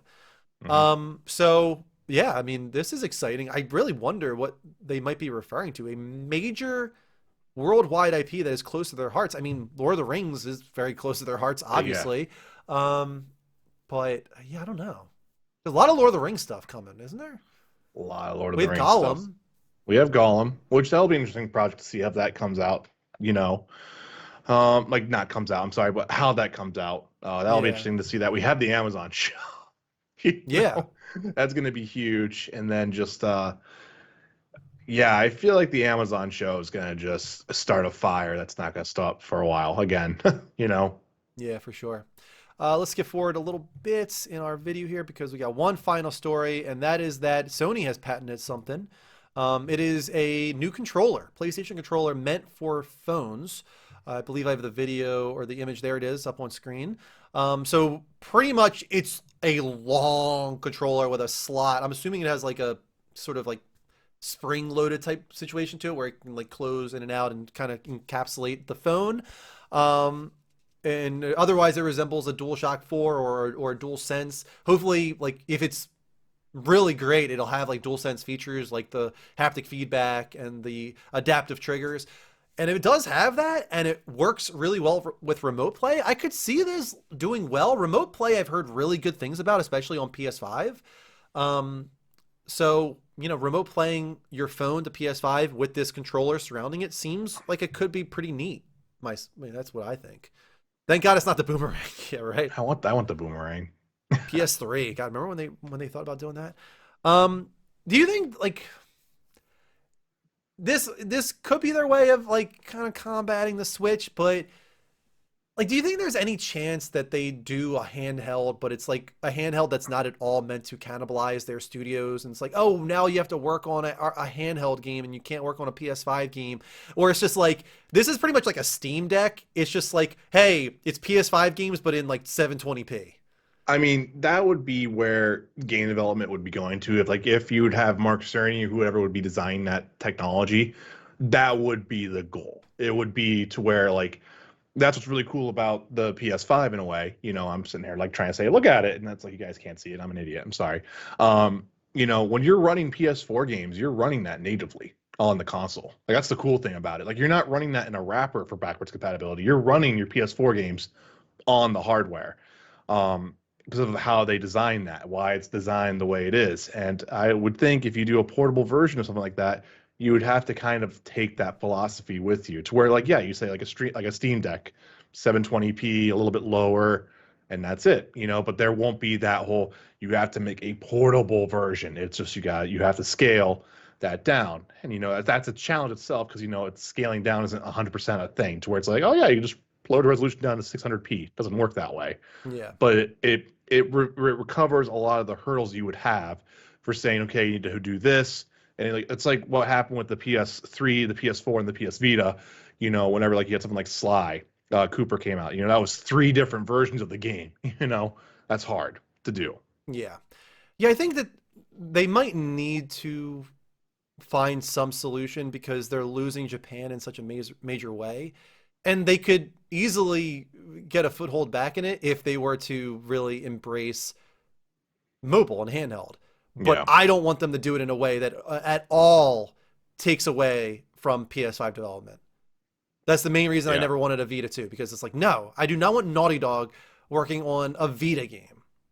Yeah. No. I mean, and I just want to make sure I correct myself. Sly Cooper was only PS3 and Vita. There was still that thing. There wasn't a PS4 version of that. I messed up. Sorry. So there's no fake fans there. But yeah, no, at this point, if you have hardware that you could do that with to where you have that streamlined production, go for it. But if you don't, then I just don't see the point anymore in it, to be honest. Nobody in especially chat. Okay.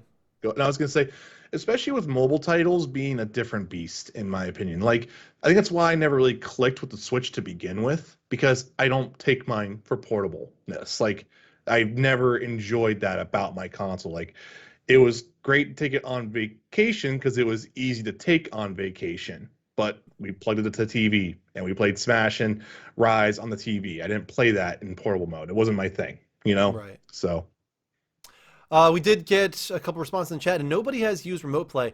I've used Remote Play, but I've actually used it PS4 to PS5. Like, I've got PS4 upstairs in my family room.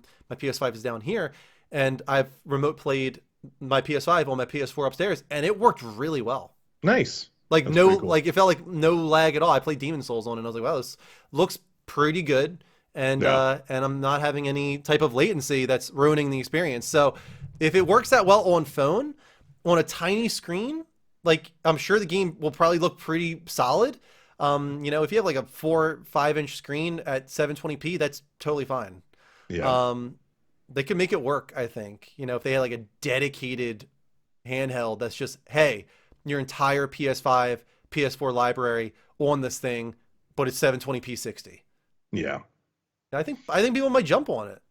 Yeah, I mean, and don't we think that Microsoft is doing something like that too? Hasn't there been that rumor as I don't well? know. I think they're like really focused on The cloud, cloud, stuff, right? yeah, utilizing it through the cloud. So yeah, I guess that's their way of doing it. I mean, the Switch has done so well that they have to be thinking like, okay, what are we just letting this go, or are we going to respond? So we'll have to wait to see. It's a little, not that it's been a short amount of time. It's actually been like, what, 4 years since the Switch released. So they've had plenty of time to contemplate it. And I wonder if we're getting to a point now where we might start seeing some projects or some ideas. Yeah. But that is it. That is the show, ladies and gentlemen. We do have about 15, 20 more minutes left before our 3-hour timer runs out. So we will come back post credits for a short little after show, unless you guys want to extend it into a longer after show with subs, tips, and cheers like Resonance. No, not Resonance. Empyrean Rose did, Derek 9 Fox, Darkside Retro, and Trish the dish. But thank you so much for being a part of this episode of Next Level Gamescast. We still have 24 people in the room. We got 4 people over on YouTube at youtube.com/levelupnetwork. Come on over to twitch.tv/levelupshow. Hit that follow button. Turn on notifications. Make sure you get those alerts whenever we go live, typically Wednesdays and Sundays. If you're on YouTube and you're not subscribed, do it. Hit that bell. Turn on the bell and get those alerts when we upload new videos or when we go live. Get on our Discord. Become a part of the community even when we are not live. Discord.gg/levelupnetwork. Next Saturday, we got a live movie watch along. We'll be watching Orgasmo, which is not as bad as it sounds. It's just a really stupid, quirky comedy. It's about a superhero that inflicts orgasms to defeat its enemies. And it's just a dumb, stupid movie. That's a lot of fun. So jump on over to Discord, and we had a lot of great conversation happening there on games and movies and television, and even if you want to get in some sports or some crypto or whatever, we got that all going on our Discord. We want to get some more fake fans on there. We want to get some more halftime hedge wagers on there. So that's another thing you can do. Lastly, we have some major shout outs. We want to thank those that support the show going above and beyond with $25 or more, either here on Twitch or on Patreon at patreon.com/levelupnetwork. Of course, we have Agent Vincent 4756 being a tier 3 sub here. We also have Brock. Baz023S is actually an executive producer because he is a $25 patron and a tier 3 sub here on Twitch. And then finally, Duroc, a tier 3 sub here on Twitch, making him a producer of the Level Up Network. Thank you so much for everything you do for this channel. It allows us to grow and improve and hopefully come up with some fun new ideas in the future. That is a wrap on season 4, episode 2. We next month we'll be wrapping up season 4. We'll be announcing what season 5 will be all about, which will be a lot of fun. And we hope that you can be there for all of that to find out who won season 4, who's getting the prizes, who has the most seasonal points and the most hours and all that good stuff. We do have a little thing we like to do at the end here, guys. It's not over yet, Snake. It's not over. It's not over yet. I'm playing Metal Gear Solid, by the way. I'm excited to talk about that next month. But we have one more level. That is where I like to talk with you guys at the end here about a little something extra. Unless you want to take the floor, Vince. Do you have anything you want to talk about tonight? I don't have anything to talk about. I'm more curious to see what you want to talk about. I'm trying to think if I have any like rage that I want to inflict upon. I feel like I should have saved Polar Express for the end. Yeah, you should have. You actually honestly should have. To anybody that missed it, I'm going to say it again. Here's my one more level. Polar Express is not a holiday classic. It's a total piece of garbage that needs to be forgotten and thrown away. Those kids inflict terror on my soul. The uncanny valley of that movie, it will stick with me forever.